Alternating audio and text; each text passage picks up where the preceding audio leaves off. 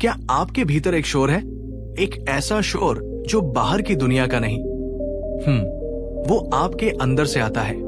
हजारों विचारों का, अनगिनत चिंताओं का, कभी न खत्म होने वाले सवालों का एक अंतहीन कोलाहल, एक ऐसी बेचैनी जो आपको सोने नहीं देती, जो आपको कभी वर्तमान में रहने नहीं देती।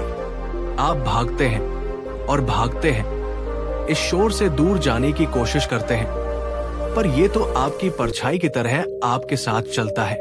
हाँ, क्या आप जानते हैं कि इस दुनिया का सबसे बड़ा युद्ध बाहर नहीं, आपके अपने ही मन के भीतर लड़ा जा रहा है, और उस युद्ध को जीतने का, उस शोर को परम शांति में बदलने का सबसे शक्तिशाली अस्त्र तथागत बुद्ध ने हमें बहुत पहले ही सौंप दिया था। वो अस्त्र है चुप रहने की ताकत। नमस्कार दोस्तों, फिर से स्वागत नहीं अभिनंदन है आपका अपने चैनल बुद्धा ब्लेसिंग इंस्पायर में।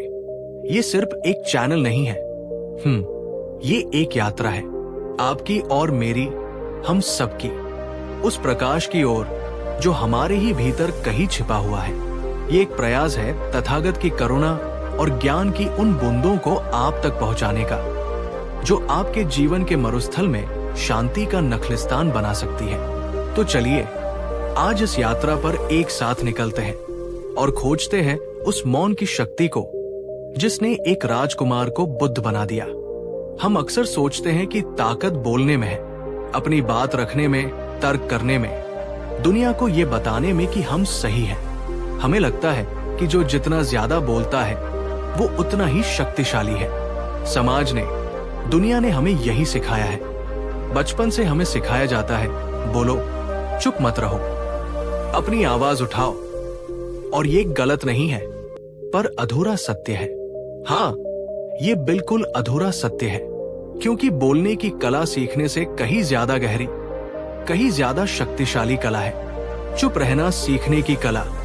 तथागत बुद्ध, जब उन्हें ज्ञान की प्राप्ति हुई बोधि वृक्ष के नीचे, तो क्या आप जानते हैं उन्होंने सबसे पहले क्या किया?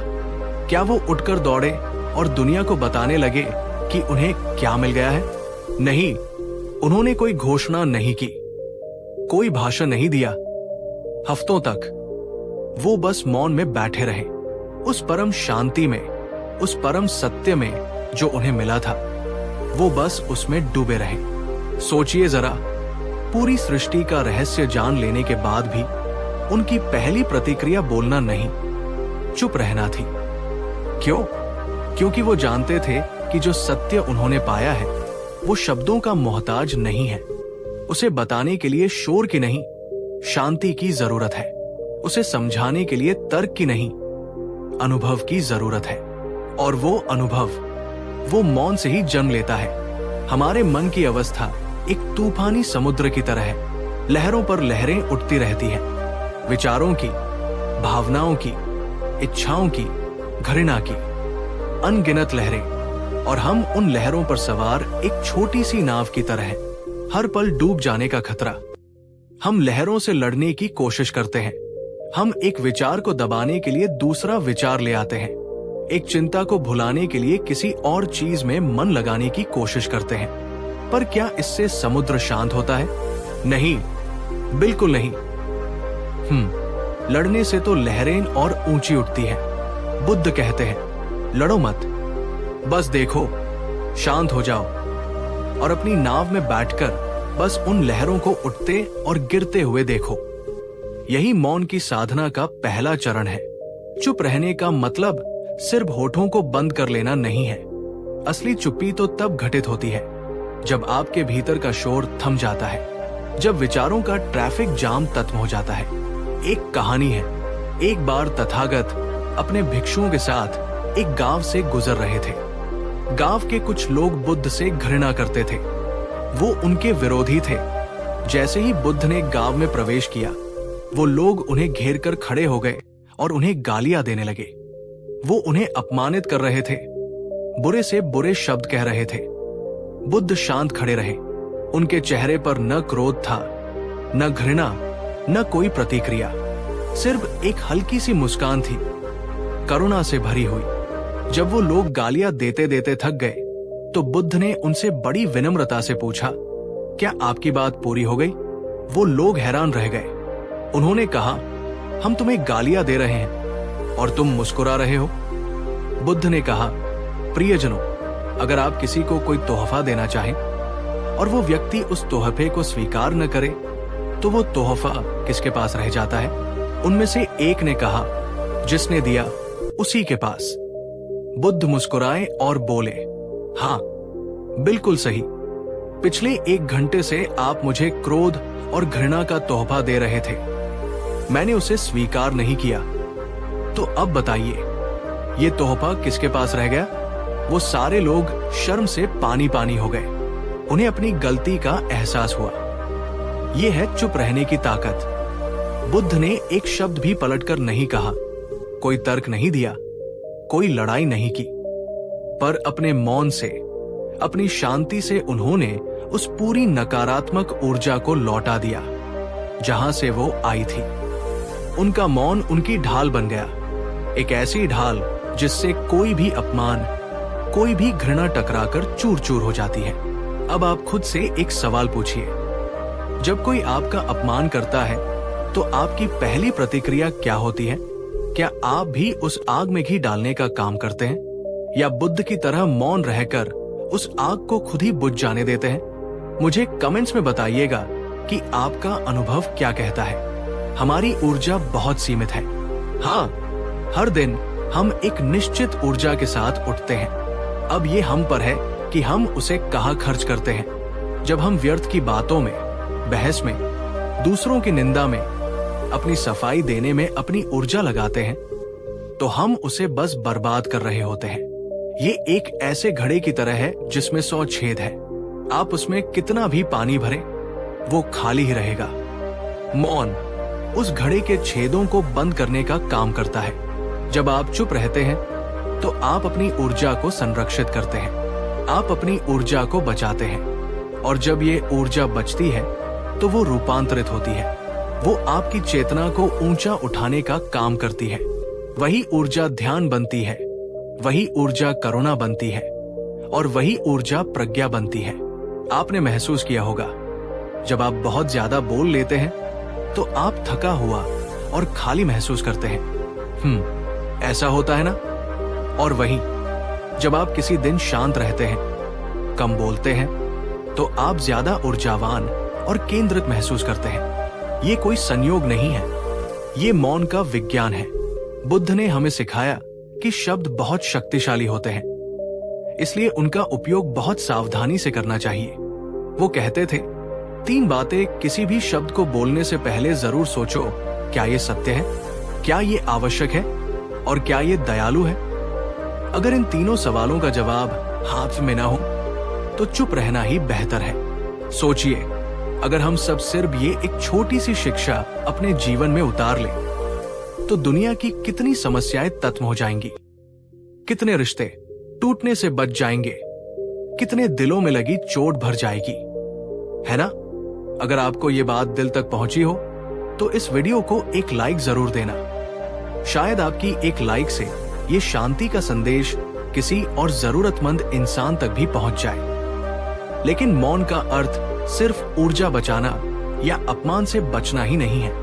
इसका सबसे गहरा आयाम है स्वयं को जानना। जब तक हमारे भीतर विचारों का शोर चलता रहता है, हम कभी खुद को सुन ही नहीं पाते। हम अपनी सच्ची प्रकृति को, अपने असली स्वरूप को कभी जान ही नहीं पाते। हम बस अपने विचारों को ही मैं समझते रहते हैं। कल्पना कीजिए एक झील की, जिसका पानी एकदम गंदा और मटमैला है। उसमें इतनी हलचल है कि आप उसकी गहराई में क्या है देख ही नहीं सकते। आपको सिर्फ सतह पर तैरता कूड़ा करकट और कीचड़ ही नजर आता है। हमारे मन की स्थिति भी कुछ ऐसी ही है। विचारों की हलचल ने उसे इतना गंदा कर दिया है कि हम अपनी आत्मा की गहराई को देख ही नहीं पाते। मौन उस झील को शांत करने की प्रक्रिया है। जब आप चुप होते हैं तो धीरे धीरे, बहुत धीरे धीरे विचारों की हलचल कम होने लगती है। मन का कीचड़ नीचे बैठने लगता है और पानी, हाँ, पानी होने लगता है। और फिर पहली बार आपको झील की तली दिखाई देती है। आपको वो खजाना दिखाई देता है जो हमेशा से वहां था, पर शोर के कारण आप उसे कभी देख नहीं पाए। वो खजाना है आपकी अपनी चेतना, आपका अपना बुद्धत्व। ये आसान नहीं है। मैं ये नहीं कहूंगा कि ये एक दिन में हो जाएगा। जब आप पहली बार चुप बैठने की कोशिश करेंगे तो आपके भीतर का शोर और भी ज्यादा बढ़ जाएगा। मन आपको हजारों वजह देगा उठ जाने की, कुछ करने की, कुछ बोलने की। वो आपको बेचैन कर देगा, क्योंकि मन को आदत है दौड़ने की। उसे रुकना पसंद नहीं, पर आपको धैर्य रखना होगा। जैसे एक जंगली घोड़े को साधा जाता है, वैसे ही अपने मन को साधना पड़ता है, प्यार से, करुणा से और निरंतर अभ्यास से। हर दिन बस कुछ पल, 5 मिनट, 10 मिनट, सिर्फ चुपचाप बैठने का अभ्यास करें। कुछ न करें, बस अपनी आती जाती सांसों को देखें, विचारों को आने दे और जाने दे। उनसे लड़े नहीं, उनमें उलझे नहीं, बस एक साक्षी की तरह, एक गवाह की तरह उन्हें देखते रहें। धीरे धीरे आप पाएंगे कि विचारों के बीच का अंतराल, वो जो खाली जगह है, वो बढ़ने लगी है। पहले वो 1 सेकंड की होती है, फिर 2 सेकंड की, और एक दिन ऐसा आता है जब आप उस परम मौन में स्थित हो जाते हैं, जहां कोई विचार नहीं होता, सिर्फ शुद्ध अस्तित्व होता है। और उसी मौन में ज्ञान का पहला फूल खिलता है। अगर आप तथागत की इस गहरी शिक्षा से सहमत हैं और अपने जीवन में शांति की इस यात्रा को शुरू करना चाहते हैं, तो पूरी श्रद्धा से कमेंट्स में लिखिए नमो बुद्धाय। आपका ये लिखना सिर्फ एक कमेंट नहीं, बल्कि आपके अपने मन के साथ एक संकल्प होगा। और हाँ, इस यात्रा में मेरे साथ कदम से कदम मिलाकर चलने के लिए बुद्ध ब्लेसिंग इंस्पायर परिवार का हिस्सा जरूर बने। चैनल को सब्सक्राइब करें ताकि हम साथ मिलकर तथागत के दिखाए मार्ग पर आगे बढ़ सके। तो हमने जाना कि मौन कैसे हमारी ऊर्जा को बचाता है, कैसे हमें नकारात्मकता से बचाता है और कैसे हमें आत्मज्ञान की ओर ले जाता है। पर क्या मौन सिर्फ इतना ही है? नहीं, इसका एक और बहुत शक्तिशाली पहलू है। मौन हमें सुनना सिखाता है। हाँ, सच में सुनना। हम बातें तो बहुत सुनते हैं, पर सच में सुनता कौन है? ज्यादातर समय जब कोई हमसे बात कर रहा होता है तो हम उसे सुन नहीं रहे होते। हम अपने मन में जवाब तैयार कर रहे होते हैं। हम सिर्फ अपनी बारी का इंतजार कर रहे होते हैं कि कब हम बोले। असली सुनना तब होता है जब आपका मन पूरी तरह से खाली हो, पूरी तरह से मौन हो। जब आप बिना किसी पूर्वाग्रह के, बिना किसी निर्णय के बस उस दूसरे व्यक्ति को सुनते हैं, उसकी बातों को, उसके दर्द को, उसकी खुशी को, तब एक सच्चा संवाद होता है। तब रिश्ते गहरे होते हैं। मौन आपको एक गहरा और संवेदनशील इंसान बनाता है। लेकिन ये तो सिर्फ शुरुआत है। ये जानना कि मौन में शक्ति है एक बात है, पर उस मौन को अपने जीवन में उतारना, उस शक्ति को साधना, वो एक पूरी यात्रा है, एक साधना है। कैसे करें इस यात्रा की शुरुआत? कहां से लाएं वो मौन जब चारों तरफ कोलाहल हो? अपने विचारों के इस तूफान को, इस अंतहीन शोर को कैसे शांत करें? जब दुनिया आपसे बोलने की उम्मीद करती हो, तब चुप रहने का साहस कैसे जुटाएं? तो चलिए इस यात्रा को आगे बढ़ाते हैं। पर याद रखिएगा, ये कोई उपदेश नहीं है, ये एक साझा अनुभव है। मैं आपको कोई सिद्धांत नहीं बता रहा, मैं बस उस रास्ते पर एक दिया जलाने की कोशिश कर रहा हूं, जिस पर हमें और आपको, हम सबको साथ मिलकर चलना है। पहला कदम जो इस यात्रा का है, वो बड़ा ही विचित्र है। वो कदम है अपने भीतर के शोर को स्वीकार करना। हाँ, आपने सही सुना, उसे दबाना नहीं, उससे लड़ना नहीं, उसे स्वीकार करना। जरा एक उदाहरण से समझिए। कल्पना कीजिए कि आपके पास एक कांच का जार है जिसमें पानी भरा है और नीचे बहुत सारी मिट्टी और रेत जमी हुई है। जब तक जार स्थिर है, पानी ऊपर से काफी साफ दिखाई देता है। अब आप उस जार को जोर जोर से हिलाते हैं। क्या होता है? सारी मिट्टी ऊपर आ जाती है और पानी पूरी तरह गंदा और मटमैला हो जाता है। हमारा जीवन, हमारी दिनचर्या, उस लगातार हिलते हुए जार की तरह है। हम काम में, लोगों से मिलने जुलने में, मोबाइल में, मनोरंजन में इतने व्यस्त रहते हैं कि जार हर वक्त हिलता रहता है। हमें कभी पता ही नहीं चलता कि हमारे भीतर कितनी मिट्टी, कितना मैल, कितने अनसुलझे भाव दबे हुए हैं। और फिर एक दिन आप तय करते हैं कि आपको शांत रहना है। आप मौन का अभ्यास करने बैठते हैं। आप उस जार को हिलाना बंद कर देते हैं। तो क्या होता है? क्या पानी तुरंत साफ हो जाता है? नहीं, बिल्कुल नहीं। बल्कि जो मिट्टी अब तक हिलने की वजह से पानी में घुली हुई थी, वो अब धीरे धीरे अपनी मौजूदगी का एहसास कराती है। आपको पहली बार पता चलता है कि पानी कितना गंदा है। यही होता है जब आप पहली बार चुप बैठने की कोशिश करते हैं। जैसे ही आप बाहरी दुनिया से अपना ध्यान हटाकर भीतर ले जाते हैं, सालों से दबा हुआ शोर, वो विचारों की मिट्टी, वो भावनाओं की रेत, सब कुछ सतह पर आ जाता है। आपको वो चिंताएं याद आने लगती हैं जिन्हें आप काम में व्यस्त रहकर भूलने की कोशिश कर रहे थे। आपको किसी की कही हुई बुरी बात याद आने लगती है। आपको भविष्य का डर सताने लगता है और आपको लगता है, अरे चुप रहने से तो मैं और ज्यादा बेचैन हो रहा हूं। इससे अच्छा तो मैं कुछ काम ही कर लेता। क्या आपके साथ ऐसा हुआ है? अगर हाँ, तो मुझे कमेंट्स में बताइएगा, क्योंकि आप अकेले नहीं हैं। ये यात्रा का सबसे पहला और सबसे जरूरी पड़ाव है। ये इस बात का संकेत है कि आप सही रास्ते पर हैं।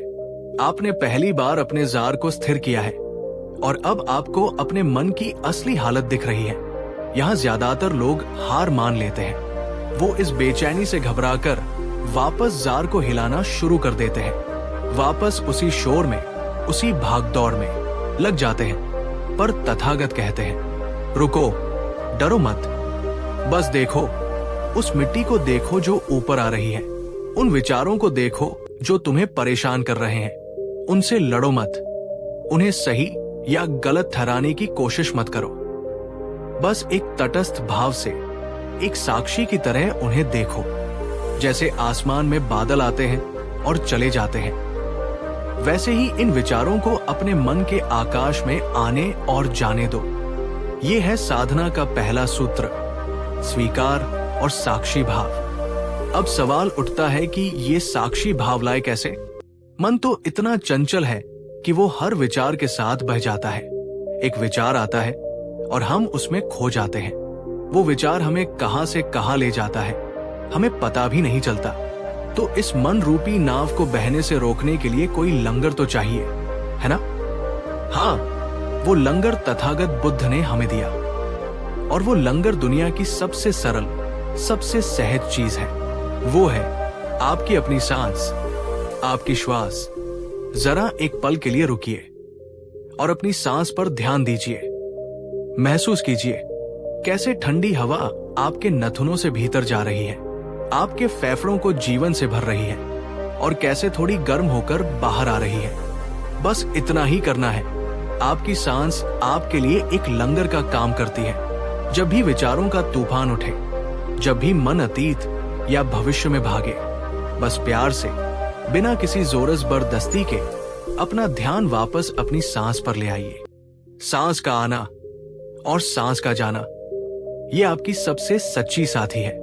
जन्म के पहले पल से लेकर मृत्यु के आखिरी पल तक ये बिना रुके, बिना कुछ मांगे आपका साथ निभाती है। जब आप नुश होते हैं तो इसकी लय अलग होती है। जब आप दुखी या क्रोधित होते हैं तो ये तेज हो जाती है। आपकी हर भावना से आपकी सांस जुड़ी हुई है। अपनी सांस को जानना अपने आप को जानने जैसा है। अब इस अभ्यास को अपने जीवन में उतारने की कोशिश कीजिए। ये सिर्फ आंख बंद करके बैठने का अभ्यास नहीं है। जब आप ऑफिस में काम कर रहे हैं और तनाव महसूस करते हैं, बस 1 मिनट के लिए रुकिए और 3 गहरी सांसें लीजिए, पूरे होश के साथ। जब आप ट्रैफिक में फंसे हैं और गुस्सा आ रहा है, अपनी सांस पर ध्यान ले जाइए। जब आप किसी से बहस करने वाले हों, बोलने से पहले बस एक सांस लीजिए। आप चमत्कार देखेंगे। आप पाएंगे कि वो एक होश भरी सांस आपके और आपकी प्रतिक्रिया के बीच एक छोटी सी जगह बना देती है। और उस छोटी सी थाली जगह में ही विवेक का जन्म होता है। वहीं पर मौन की शक्ति अंकुरित होती है। आप जो शब्द क्रोध में कहने वाले थे वो रुक जाते हैं। आप जो काम जल्दबाजी में करने वाले थे वो ठहर जाता है। एक कहानी है, एक बहुत बड़ा योद्धा था जो हर युद्ध जीतता था, पर उसका क्रोध बहुत भयंकर था। क्रोध में वो किसी को भी मार सकता था। वो एक जैन गुरु के पास गया और बोला, गुरुवर, मुझे मेरे क्रोध से मुक्ति दिलाइए। गुरु ने कहा, ठीक है, तुम अपना क्रोध मुझे दिखाओ। वो कहा है, कैसा दिखता है? योद्धा बोला, ऐसे कैसे दिखाऊं? वो अभी नहीं है, जब कोई मेरा अपमान करता है तब आता है। गुरु ने कहा, ठीक है, कल सुबह आना, और जब क्रोध आए तो उसे पकड़कर मेरे पास ले आना। अगले दिन वो आया। गुरु ने उससे बात करनी शुरू की और जानबूझकर उसका अपमान किया। योद्धा को भयंकर क्रोध आया। उसकी मुट्ठियां भिंच गई, चेहरा लाल हो गया। वो चिल्लाने ही वाला था कि उसे गुरु की बात याद आई, जब क्रोध आए तो उसे पकड़कर मेरे पास ले आना। वो रुक गया। उसने आंखें बंद की और अपने भीतर उस क्रोध को खोजने लगा। कहाँ है ये क्रोध? मेरे पेट में, मेरे सीने में? ये कैसी ऊर्जा है? जैसे ही उसने अपने क्रोध को एक साक्षी की तरह देखना शुरू किया, उसका क्रोध पिघलने लगा। वो हैरान रह गया। जो क्रोध उसे हर बार अपने वश में कर लेता था, आज पहली बार देखने भर से शांत हो रहा था। उसने आंखें खोली। उसके चेहरे पर शांति थी। वो गुरु के चरणों में गिर गया। गुरु ने कहा, तुमने देख लिया, तुम क्रोध नहीं हो। तुम वो हो जो क्रोध को देख सकता है, और जिसे देखा जा सकता है वो तुम नहीं हो सकते। ये है सांस के लंगर और साक्षी भाव की शक्ति। ये आपको आपके भावनाओं और विचारों से एक दूरी बनाना सिखाती है। आप समझ जाते हैं कि आप ये मन का ट्रैफिक नहीं है। आप वो सड़क है जिस पर ये ट्रैफिक चल रहा है, और सड़क पर कितना भी ट्रैफिक हो, सड़क हमेशा शांत और अछूती रहती है। अब ये तो हुई भीतर के मौन की यात्रा, पर बाहर की दुनिया का क्या? वहां कैसे चुप रहें? इसका अभ्यास शुरू होता है आपकी वाणी से। हम दिन भर में कितने व्यर्थ के शब्द बोलते हैं, क्या कभी इसका हिसाब लगाया है? हम दूसरों की बातें करते हैं, निंदा करते हैं, शिकायतें करते हैं, बिना मांगे सलाह देते हैं, अपनी तारीफ करते हैं। ये सब क्या है? ये हमारी ऊर्जा का रिसाव है। बुद्ध का मार्ग है सम्यक वाणी का, यानी सही वाणी। वही बोलो जो सत्य हो, जो जरूरी हो और जो प्रेमपूर्ण हो। इसे अपने जीवन में उतारने की कोशिश कीजिए। जब आप किसी समूह में बैठे हो जहां किसी तीसरे व्यक्ति की बुराई हो रही हो, तो आपके पास दो विकल्प हैं। या तो आप भी उस कीचड़ में उतर जाए, या फिर आप चुप रहें। शुरू शुरू में ये बहुत असहज लगेगा। आपको लगेगा कि लोग आपको घमंडी या असहयोगी समझ रहे हैं, पर धीरे धीरे आपकी चुप्पी की अपनी एक भाषा बन जाएगी। आपकी ऊर्जा लोगों को महसूस होने लगेगी। लोग समझेंगे कि आप व्यर्थ की बातों में रुचि नहीं रखते। आपकी उपस्थिति ही उस जगह की नकारात्मकता को कम करने लगेगी। है ना ये अद्भुत? एक और उदाहरण लीजिए। आपके परिवार में कोई सदस्य है जो हमेशा शिकायत करता रहता है, हर चीज में कमी निकालता है। आप जब भी उससे मिलते हैं, आप भी उसकी शिकायतों में शामिल हो जाते हैं और दोनों मिलकर दुनिया को कोसने लगते हैं। इसके बाद आपको कैसा महसूस होता है? थका हुआ और नकारात्मक। अगली बार जब आप उनसे मिले तो एक प्रयोग करें। वो जब शिकायत करें तो आप चुपचाप, पूरे ध्यान से, बिना कोई राय दिए बस उनकी बात सुने। उन्हें बीच में न टोके, बस अपनी शांत उपस्थिति उन्हें दे। आप पाएंगे कि आपकी चुप्पी उन्हें अपनी शिकायतों के खोखलेपन का एहसास कराएगी। हो सकता है वो थोड़ी देर में खुद ही चुप हो जाए, या हो सकता है कि उन्हें पहली बार ऐसा महसूस हो कि किसी ने सच में उनकी बात सुनी है बिना कोई फैसला सुनाए। दोनों ही सूरतों में आपकी चुप्पी ने एक सकारात्मक बदलाव का बीज बो दिया है। मौन का अर्थ उदासीनता नहीं है। मौन का अर्थ है गहरी उपस्थिति, और ये मौन सिर्फ वाणी तक सीमित नहीं है, ये आपके कर्मों में भी उतरना चाहिए। हर बात पर प्रतिक्रिया देने की आदत, हर चीज को ठीक करने की आदत, हर किसी के जीवन में दखल देने की आदत, ये भी एक तरह का शोर ही है। कभी कभी सबसे प्रेमपूर्ण कर्म होता है कुछ न करना, बस चीजों को वैसे ही होने देना जैसी वो हो रही है, दूसरों को उनकी गलतियां करने देना और उन गलतियों से सीखने देना। हर किसी को बचाने की कोशिश में हम अक्सर उनके विकास में बाधा बन जाते हैं। सोचिए एक तितली के बारे में जो अपने ककून से बाहर आने के लिए संघर्ष कर रही है। आपको उस पर दया आती है, आप जाकर कैंची से उस ककून को काट देते हैं ताकि तितली आसानी से बाहर आ जाए। तितली बाहर तो आ जाती है पर वो कभी उड़ नहीं पाती। क्यों? क्योंकि ककून से बाहर आने का वो संघर्ष ही उसके पंखों को मजबूती देने के लिए जरूरी था। आपने उसकी मदद करके असल में उसका सबसे बड़ा नुकसान कर दिया। हमारे रिश्ते भी कुछ ऐसे ही है। हमारा मौन, हमारी अक्रिया, हमारा दखल न देना कभी कभी दूसरों के लिए सबसे बड़ा तोहफा होता है। ये उन पर हमारा भरोसा दिखाता है, ये उन्हें अपनी लड़ाई खुद लड़ने और मजबूत बनने का अवसर देता है। तो ये यात्रा कई स्तरों पर चलती है, भीतर सांस के साथ साक्षी भाव को साधते हुए, और बाहर अपनी वाणी और अपने कर्मों में सम्यक मौन को लाते हुए। ये एक दिन का काम नहीं है, ये एक पल पल की, सांस दर सांस की साधना है। इसमें आप कई बार गिरेंगे, कई बार आप फिर से उसी शोर में बह जाएंगे, पर निराश मत होना। करुणा के साथ, प्रेम के साथ खुद को फिर से उठाना और वापस रास्ते पर ले आना। जैसे एक माँ अपने बच्चे को चलना सिखाती है। बच्चा 100 बार गिरता है पर माँ उसे हर बार प्यार से उठाती है। आपको भी अपने मन के साथ वैसा ही व्यवहार करना है। इस यात्रा में धैर्य आपका सबसे बड़ा मित्र है। ये मौन धीरे धीरे आपके स्वभाव का हिस्सा बनने लगेगा। आप पाएंगे कि आप कम बेचैन होते हैं। छोटी छोटी बातें अब आपको परेशान नहीं करती। आप लोगों की बातों को दिल पर लेना बंद कर देते हैं। आपके भीतर एक ठहराव, एक शांति आने लगती है जो बाहरी परिस्थितियों पर निर्भर नहीं करती।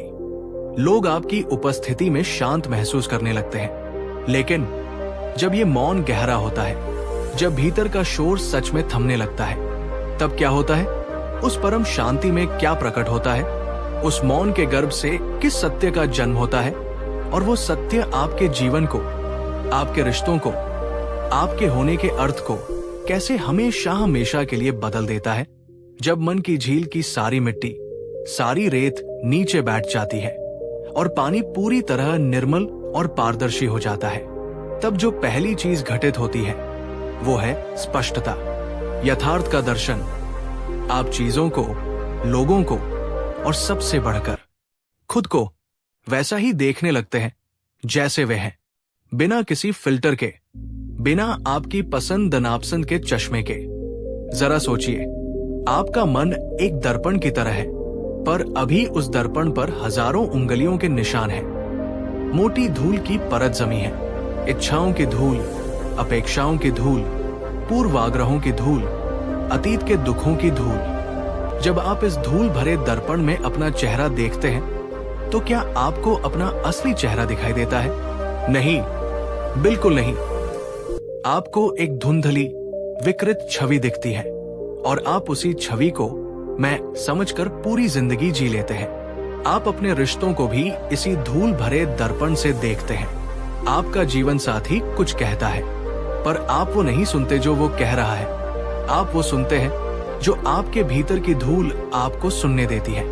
हो सकता है उन्होंने सामान्य सी बात कही हो, पर आपके अतीत का कोई घाव उस बात से टकरा जाता है और आपको लगता है कि आपका अपमान हो गया। हुआ है ना ऐसा आपके साथ? हाँ, हम सबके साथ होता है। हमारे बच्चे हमसे कुछ कहना चाहते हैं, पर हम उनकी बात सुनने के बजाय उन पर अपनी अधूरी इच्छाओं का बोझ लाद देते हैं। हमारे दोस्त हमें सलाह देते हैं, पर हम उसमें भी उनका कोई स्वार्थ खोज लेते हैं। क्यों? क्योंकि दर्पण साफ नहीं है। मौन उस दर्पण को साफ करने की प्रक्रिया है। जब आप चुप होते हैं जब आप साक्षी भाव में ठहरते हैं तो आप धीरे धीरे उस धूल को पोंछने लगते हैं, और जब दर्पण साफ हो जाता है तब चमत्कार होता है। आपको पहली बार दिखाई देता है कि जिस इंसान से आप सालों से नफरत कर रहे थे वो असल में नफरत के लायक नहीं बल्कि करुणा के लायक है। वो भी अपने ही किसी गहरे दुख से पीड़ित है, और उसका क्रोध, उसकी कड़वाहट उसी दुख की चीज है। आपको पहली बार दिखाई देता है कि जिसे आप अपना दुश्मन समझ रहे थे वो भी आपकी ही तरह सुख की तलाश में भटक रहा है, बस उसका रास्ता आपसे अलग है। और सबसे बड़ी बात, आपको पहली बार अपना असली चेहरा दिखाई देता है।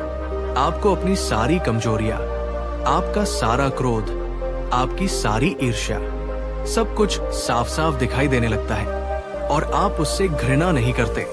नहीं, क्योंकि जब दर्पण साफ होता है तो उसमें कोई निर्णय नहीं होता। दर्पण बस दिखाता है। आप पहली बार खुद को स्वीकार करना सीखते हैं, पूरी तरह से, बिना किसी शर्त के। क्या आप तैयार हैं अपने उस असली चेहरे का सामना करने के लिए? ये साहस का काम है। अपनी अच्छाइयों को देखना आसान है, पर अपनी कुरूपता को, अपने भीतर के अंधकार को बिना किसी निर्णय के देखना, वही असली साधना है। अगर आप इस यात्रा के लिए तैयार हैं तो अपनी पूरी ऊर्जा के साथ कमेंट्स में लिखिए नमो बुद्धाय। ये आपकी स्वयं के प्रति एक प्रतिबद्धता होगी। जब ये स्पष्टता आती है तो आपके निर्णय अपने आप सही होने लगते हैं। आपको किसी से पूछने की जरूरत नहीं पड़ती कि मैं क्या करूं। आपका जीवन उलझता नहीं, सुलझने लगता है, क्योंकि अब आप भ्रम में नहीं जी रहे, आप सत्य में जी रहे हैं। एक बार एक व्यक्ति बुद्ध के पास आया। वो बहुत परेशान था। उसने कहा, तथागत, मेरा मन बहुत चंचल है। मैं एक निर्णय लेता हूं, फिर मुझे लगता है वो गलत था। मैं दूसरा निर्णय लेता हूं तो उसमें भी शक होने लगता है। मैं क्या करूं? सही और गलत का फैसला कैसे करूं? बुद्ध मुस्कुराए। उन्होंने उसे एक गिलास में पानी और मिट्टी मिलाकर दिया और कहा, इसे पियो। उस व्यक्ति ने कहा, भगवान, ये तो गंदा पानी है, मैं इसे कैसे पी सकता हूं? बुद्ध ने कहा, इसे थोड़ी देर के लिए बिना हिलाए रख दो। वो व्यक्ति गिलास को रखकर बैठ गया। बुद्ध उससे और भिक्षुओं से धर्म चर्चा करते रहे। कुछ देर बाद बुद्ध ने उस व्यक्ति से कहा, अब गिलास को देखो। उस व्यक्ति ने देखा, मिट्टी नीचे बैठ चुकी थी और पानी ऊपर एकदम साफ था। बुद्ध ने कहा, देखो, जब तक तुम इसे हिला रहे थे तुम साफ पानी और मिट्टी में भेद नहीं कर पा रहे थे। तुम्हारा मन भी ऐसा ही है। जब तक वो इच्छाओं और विचारों से हिलता रहता है तुम्हें सही और गलत में कुछ भी साफ दिखाई नहीं देता। मौन में बैठो, मन को स्थिर होने दो, मिट्टी को नीचे बैठने दो, फिर तुम्हें किसी से पूछने की जरूरत नहीं पड़ेगी। स्पष्टता तुम्हारे भीतर से ही प्रकट होगी। तुम्हें स्वयं ही पता चल जाएगा कि क्या पीने योग्य है और क्या छोड़ने योग्य। यह है मौन का पहला उपहार, स्पष्टता का निर्मल जल। और जब यह स्पष्टता और गहरी होती है तो दूसरा और भी अद्भुत फूल खिलता है। वो है करुणा का। सच्ची करुणा। अभी हम जिसे प्रेम या करुणा कहते हैं वो अक्सर एक तरह का सौदा होता है।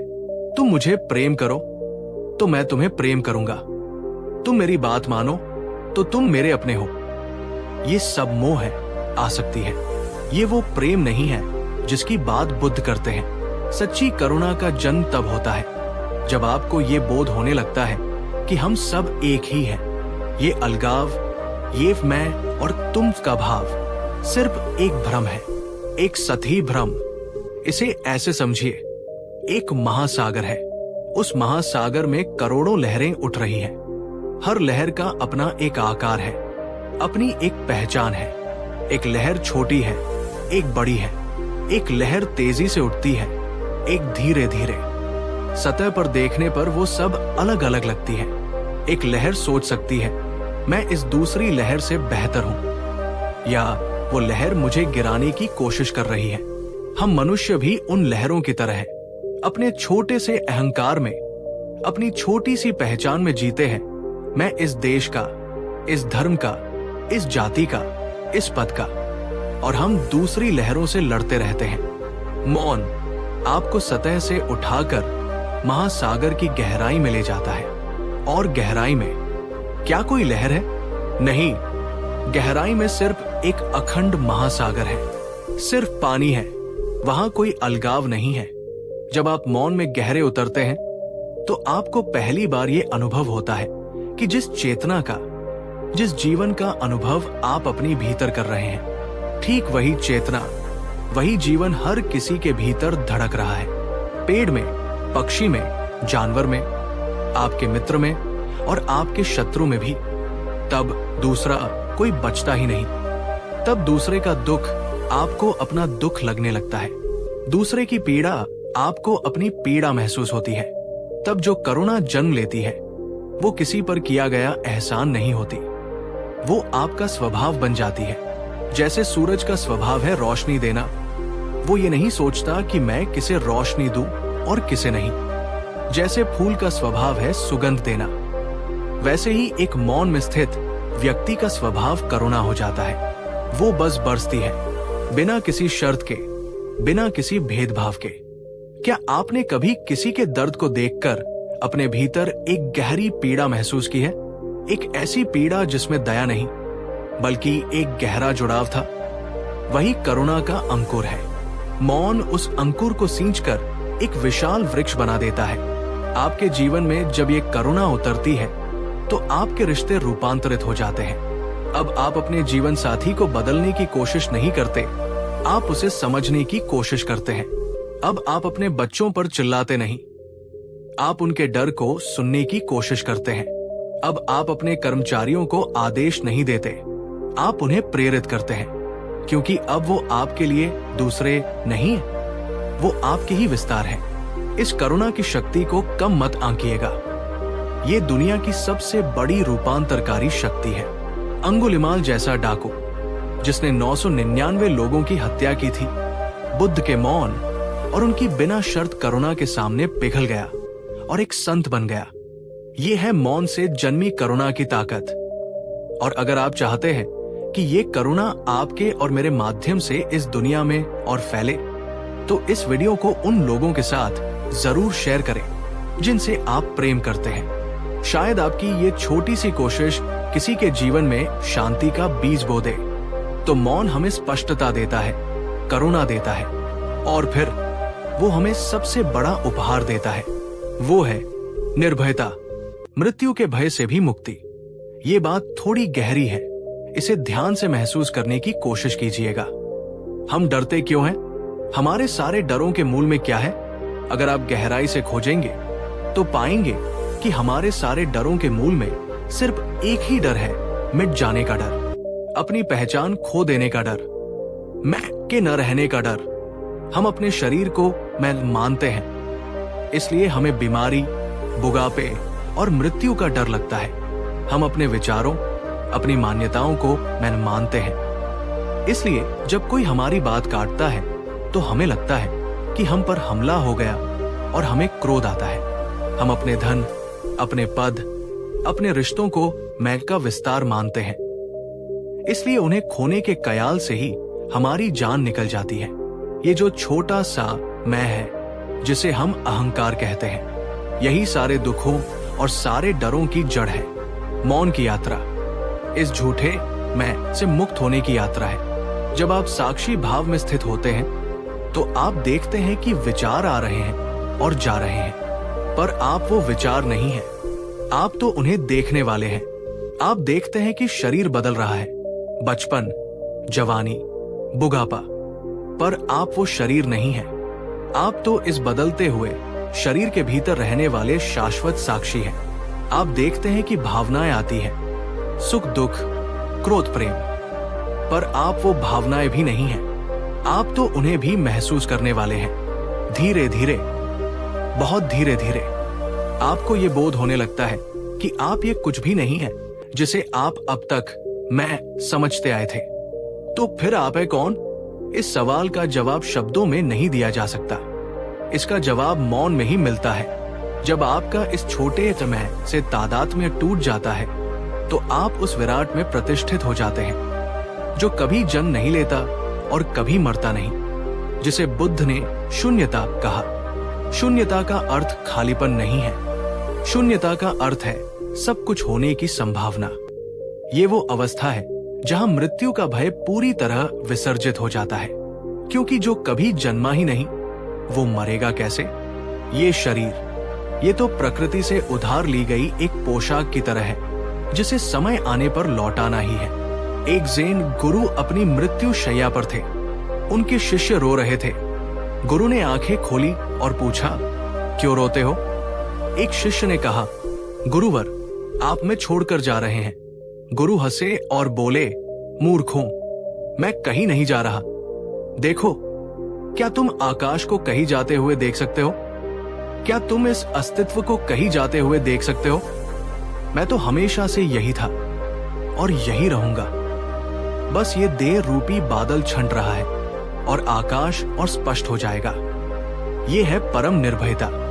ये है मौन का अंतिम प्रसाद। ये बातें शायद आपको बौद्धिक लगे, पर इन्हें अपने जीवन में महसूस करने की कोशिश कीजिए। जब अगली बार आपको किसी चीज को खोने का डर लगे, चाहे वो कोई रिश्ता हो या नौकरी हो, बस एक पल के लिए रुककर खुद से पूछना, कौन डर रहा है? क्या ये मैं सच में वही हूं जिसे खोने का डर है? ये छोटा सा सवाल, ये छोटी सी जांच आपके और आपके डर के बीच एक दूरी बना देगी, और उसी दूरी में मुक्ति का फूल खिलता है। तो ये यात्रा हमें कहां ले आई? स्वीकार से शुरू होकर साक्षी भाव, स्पष्टता, करुणा से गुजरते हुए निर्भयता के शिखर तक। ये कोई आसान यात्रा नहीं है, पर यही एकमात्र यात्रा है जो जीने योग्य है। बाकी सब तो बस समय बिताना है। लेकिन एक सवाल अब भी है, क्या इस अवस्था को पा लेने के बाद व्यक्ति दुनिया से कट जाता है? क्या वो एक सन्यासी की तरह गुफा में बैठ जाता है, या फिर वो इसी दुनिया में, इसी शोर के बीच, इसी बाजार में उस परम मौन को जीते हुए कर्म करता है? एक बुद्ध बाजार में कैसे चलते हैं? एक प्रज्ञा को उपलब्ध व्यक्ति रिश्ते कैसे निभाता है? वो हंसता कैसे है? वो रोता कैसे है? हाँ, तो हमारी यात्रा हमें उस शिखर पर ले आ, जहां मौन हमें निर्भयता का आकाश सौंप देता है। लेकिन फिर एक सवाल उठता है, एक बहुत ही स्वाभाविक और मानवीय सवाल। क्या इस अवस्था को पा लेने के बाद व्यक्ति दुनिया से कट जाता है? क्या वो एक जिम्मेदारियों से भागा हुआ इंसान बन जाता है? क्योंकि हमारे मन में तो ज्ञानी की छवि एक गुफा में बैठे योगी की है ना? लेकिन तथागत बुद्ध ज्ञान पाने के बाद किसी गुफा में नहीं बैठे। नहीं, वो वापस दुनिया में लौटे। वो उन गलियों में, उन बाजारों में, उन राजमहलों और झोपड़ियों में वापस गए जहां दुख था, जहां पीड़ा थी, जहां जीवन का कोलाहल था। तो फिर फर्क क्या था? एक साधारण इंसान के बाजार में चलने में और एक बुद्ध के बाजार में चलने में क्या फर्क है? चलिए आज इसी रहस्य को खोलने का प्रयास करते हैं, और ये रहस्य आपके जीवन को बदल सकता है, क्योंकि ये आपको सिखाएगा कि शांति के लिए दुनिया से भागने की जरूरत नहीं है। शांति को दुनिया में रहकर ही जिया जा सकता है। इसी शोर के बीच संगीत को पाया जा सकता है। सबसे पहली बात जो हमें समझनी है वो ये है कि मौन में स्थित व्यक्ति निष्क्रिय या उदासीन नहीं हो जाता, बल्कि उसके कर्म पहली बार सही मायनों में कर्म बनते हैं। अब तक हम जो कर रहे थे वो कर्म नहीं, सिर्फ प्रतिक्रियाएं, रिएक्शंस थी। किसी ने तारीफ की तो हम खुशी से फूल गए, ये एक प्रतिक्रिया है। किसी ने अपमान किया तो हम क्रोध से भर गए, ये भी एक प्रतिक्रिया है। हमारी पूरी जिंदगी सिर्फ बाहरी घटनाओं की डोर से बंधी एक कठपुतली का तमाशा है। कोई और डोर खींचता है और हम नाचते हैं। मौन उस डोर को काट देता है। अब आप कठपुतली नहीं हैं। अब आप प्रतिक्रिया नहीं करते, आप प्रतिसाद, रिस्पॉन्स करते हैं। और इन दोनों में जमीन आसमान का फर्क है। प्रतिक्रिया अंधी होती है, वो अतीत के संस्कारों से जन्म लेती है। प्रतिसाद होशपूर्ण होता है, वो वर्तमान की जरूरत से जन्म लेता है। इसे अपने जीवन में देखिए। आपके ऑफिस में, आपके कार्यक्षेत्र में कितना तनाव है ना? हर कोई एक दूसरे से आगे निकलने की होड़ में है। हर मीटिंग में एक जंग जैसा माहौल होता है, जहां हर कोई अपनी बात को सही साबित करना चाहता है। आवाजें ऊंची हो जाती हैं, अहंकार टकराते हैं और काम कम, तनाव ज्यादा होता है। अब कल्पना कीजिए, उसी मीटिंग में आप बैठे हैं, पर आप अपने मौन में स्थित हैं। कोई आप पर चिल्लाता है, आपके काम में कमी निकालता है। पुराना पैटर्न क्या था? आप तुरंत बचाव करने लगते, पलटकर उस पर आरोप लगाते, अपनी आवाज को उससे ज्यादा ऊंचा करने की कोशिश करते। नतीजा? तनाव, रिश्ते खराब और मन में कई घंटों तक चलने वाली बेचैनी। लेकिन अब आप मौन में हैं। आप उस व्यक्ति के क्रोध को देखते हैं, पर आप उस क्रोध से खुद को जोड़ते नहीं। आप उसके शब्दों को सुनते हैं, पर उन शब्दों को अपने अहंकार पर हमला नहीं करने देते। आपका मन एक शांत झील की तरह है और वो व्यक्ति उस पर पत्थर फेंक रहा है। पत्थर से लहरें तो उठती हैं, पर क्या झील को कोई चोट पहुंचती है? नहीं। थोड़ी देर में लहरें शांत हो जाती हैं और झील फिर वैसी ही हो जाती है।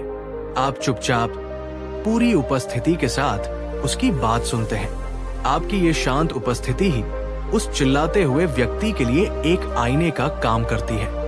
उसे अपनी ही चिल्लाहट की व्यर्थता दिखाई देने लगती है। जब वो अपनी बात खत्म कर लेता है, तब आप प्रतिक्रिया नहीं करते, आप प्रतिसाद करते हैं।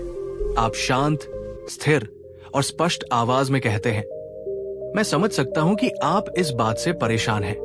चलिए मिलकर इसका समाधान खोजते हैं। क्या आप इस पर को महसूस कर पा रहे हैं? आपने आग में घी नहीं डाला, आपने जल डाल दिया। आपने समस्या को और नहीं उलझाया, आपने समाधान की ओर पहला कदम बढ़ा दिया।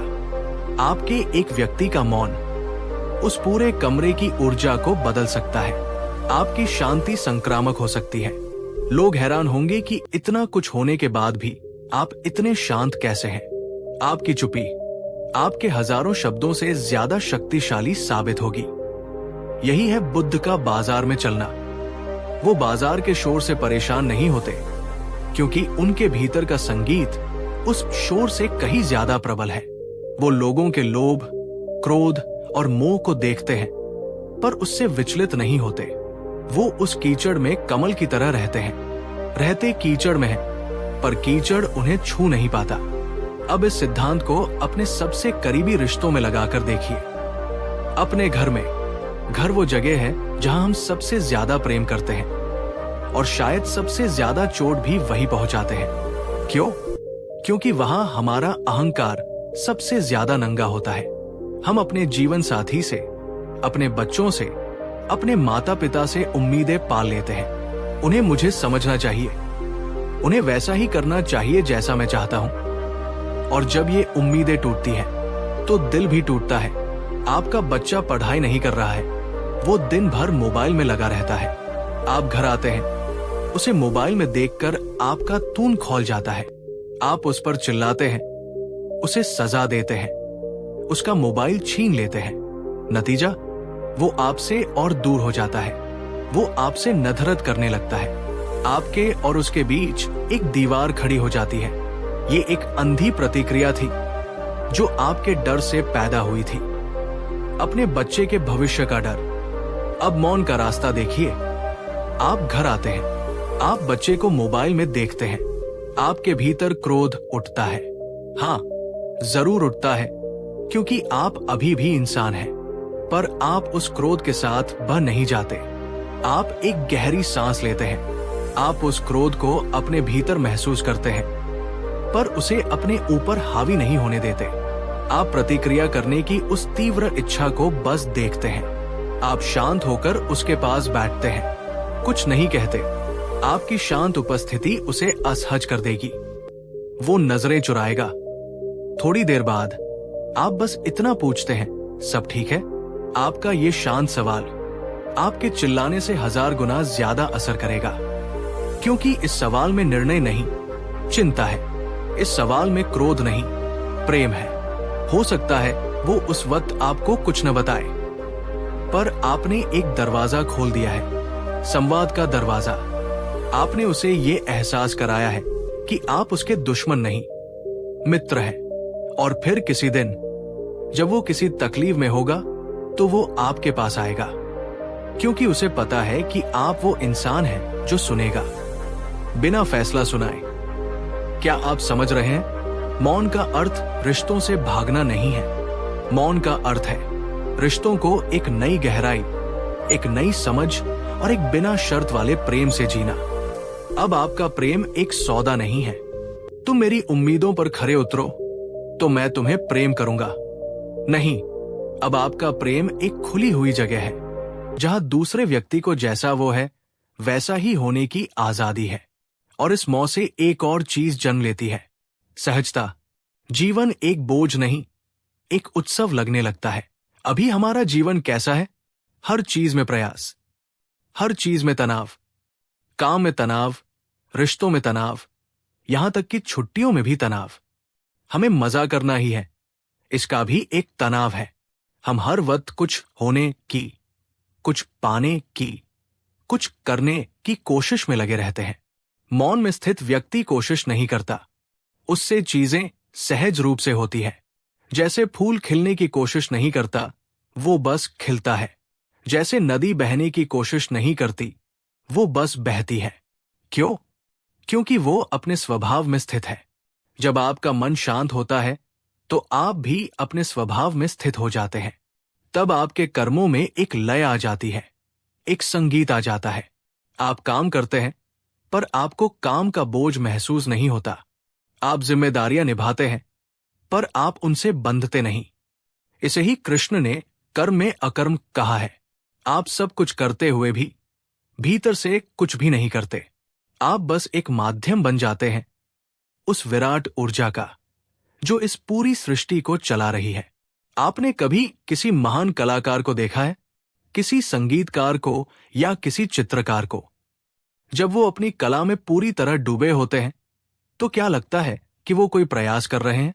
नहीं, ऐसा लगता है कि कला उनके माध्यम से स्वयं को प्रकट कर रही है। वो बस एक बांसुरी बन गए हैं और अस्तित्व उस बांसुरी से गीत गा रहा है। मौन आपको अपने जीवन का कलाकार बना देता है। आपका हर कर्म एक कलाकृति बन जाता है। आपका चलना, आपका बोलना, आपका सुनना, यहां तक कि आपका चुप रहना भी, सब में एक सौंदर्य, एक गरिमा आ जाती है। अब एक बहुत ही गहरा सवाल उठता है, क्या ऐसे व्यक्ति को दुख नहीं होता? अगर उसका कोई प्रियजन बिछड़ जाए तो क्या उसे पीड़ा नहीं होती? क्या वो पत्थर का बन जाता है? नहीं, बिल्कुल नहीं।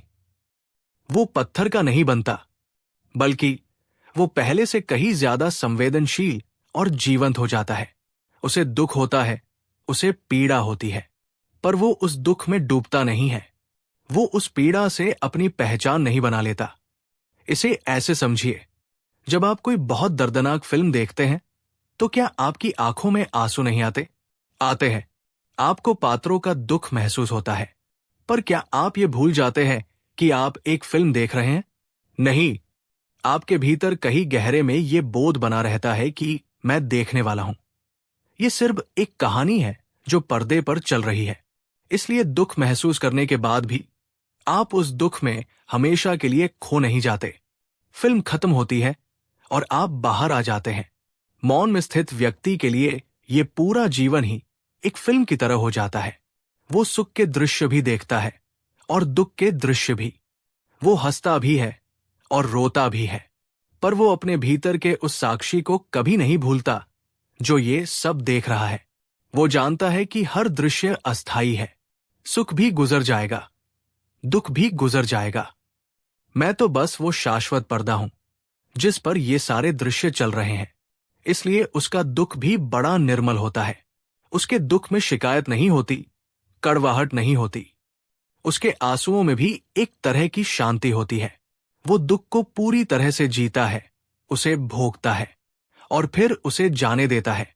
वो उसे पकड़कर नहीं बैठता जैसा हम करते हैं। हम तो सालों तक अपने जख्मों को सहलाते रहते हैं, उन्हें अपनी पहचान बना लेते हैं। मैं वो हूं जिसके साथ बहुत बुरा हुआ था। क्या आप भी अपने अतीत के किसी दुख को पकड़कर बैठे हैं? कोई ऐसी बात जिसे आप भुला नहीं पा रहे? अगर हां, तो ये यात्रा आपके लिए ही है। ये मौन आपको उस बोझ से मुक्त होने की कला सिखाएगा। तो बुद्ध बाजार में चलते हैं, पर बाजार उनके भीतर नहीं चलता। वो रिश्तों में रहते हैं, पर रिश्तों में बंधते नहीं। वो कर्म करते हैं, पर कर्म के फल की चिंता नहीं करते। वो दुख को महसूस करते हैं, पर दुख के सागर में डूबते नहीं। ये एक क्रांतिकारी जीवन शैली है। ये इसी दुनिया में रहते हुए इस दुनिया से पार जाने की कला है। लेकिन ये सब सुनने में बहुत अच्छा लगता है, पर इसे असलियत में कैसे जिए? जब जीवन सच में हम पर वार करता है, जब कोई बीमारी घेर लेती है, जब कोई अपना हमें धोखा दे जाता है, जब हम आर्थिक रूप से टूट जाते हैं, उस भयंकर तूफान में, उस अंधेरी रात में, इस मौन को, इस साक्षी भाव को कैसे ठायम रखें? शब्दों की शक्ति उस पीड़ा के सामने बौनी लगने लगती है। उस परम दुख के क्षण में चेतना की ये नाव डगमगाती क्यों नहीं? वो कौन सा लंगर है जो उसे उस तूफान में भी स्थिर रखता है? उस गहन अंधकार में मौन का दिया कैसे जलता रहता है? ये इस यात्रा का सबसे महत्वपूर्ण, सबसे चुनौतीपूर्ण पड़ाव है। ये जानना कि दुख के पार कैसे जाया जाए। आज हम उस तूफान के केंद्र में उतरेंगे, और मैं आपसे कोई झूठा दिलासा नहीं दूंगा कि ये आसान है। नहीं, ये साधना का सबसे कठिन, सबसे अग्निपरीक्षा वाला क्षण है। पर यही वो क्षण है जहां लोहा तपकर सोना बनता है। सबसे पहले हमें यह समझना होगा कि दुख से हमारी लड़ाई क्या है। जब हमारे जीवन में कोई अनहोनी होती है, तो हमारी पहली और सबसे स्वाभाविक प्रतिक्रिया होती है प्रतिरोध, विरोध। नहीं, ये मेरे साथ नहीं हो सकता। मैंने ऐसा क्या किया था कि मुझे ये दिन देखना पड़ रहा है? ये अन्याय है। ये जो नहीं है, ये जो अस्वीकार है, यही हमारी पीड़ा को 100 गुना बढ़ा देता है। इसे ऐसे समझिए, दर्द जीवन का एक हिस्सा है। वो एक तीर की तरह है जो आकर आपको लगता है। ये शारीरिक हो सकता है, मानसिक हो सकता है। ये तीर लगना, ये दर्द है। पर इसके बाद हम जो करते हैं, वो हमारी पीड़ा, सफरिंग को जन्म देता है।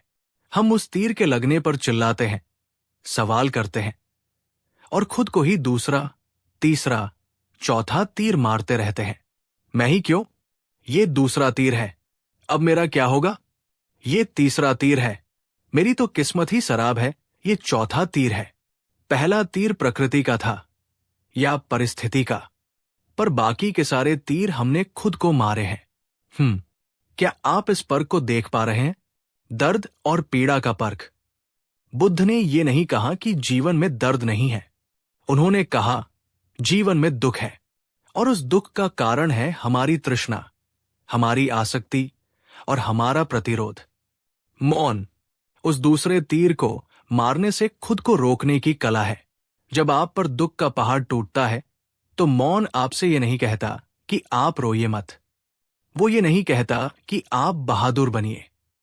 नहीं, मौन कहता है जो हो रहा है उसे पूरी तरह से होने दो। अगर रोना आ रहा है तो पूरी तरह से रो। अगर चीखने का मन है तो चीखो, पर एक छोटे से पर के साथ, एक साक्षी भाव के साथ। अपने ही दुख के साक्षी बन जाओ। ये सुनने में बड़ा विरोधाभासी लगता है ना? पर यही कुंजी है। आप दुख को महसूस कर रहे हैं, पर साथ ही साथ आपके भीतर एक कोना है जो ये देख रहा है कि हां, इस शरीर को, इस मन को असहनीय पीड़ा हो रही है। आप दुख में पूरी तरह डूब नहीं जाते। आप दुख के सागर में तैरना सीख जाते हैं। अभी हमारा जीवन कैसा है? हर चीज में प्रयास, हर चीज में तनाव, काम में तनाव, रिश्तों में तनाव, यहां तक कि छुट्टियों में भी तनाव। हमें मजा करना ही है, इसका भी एक तनाव है।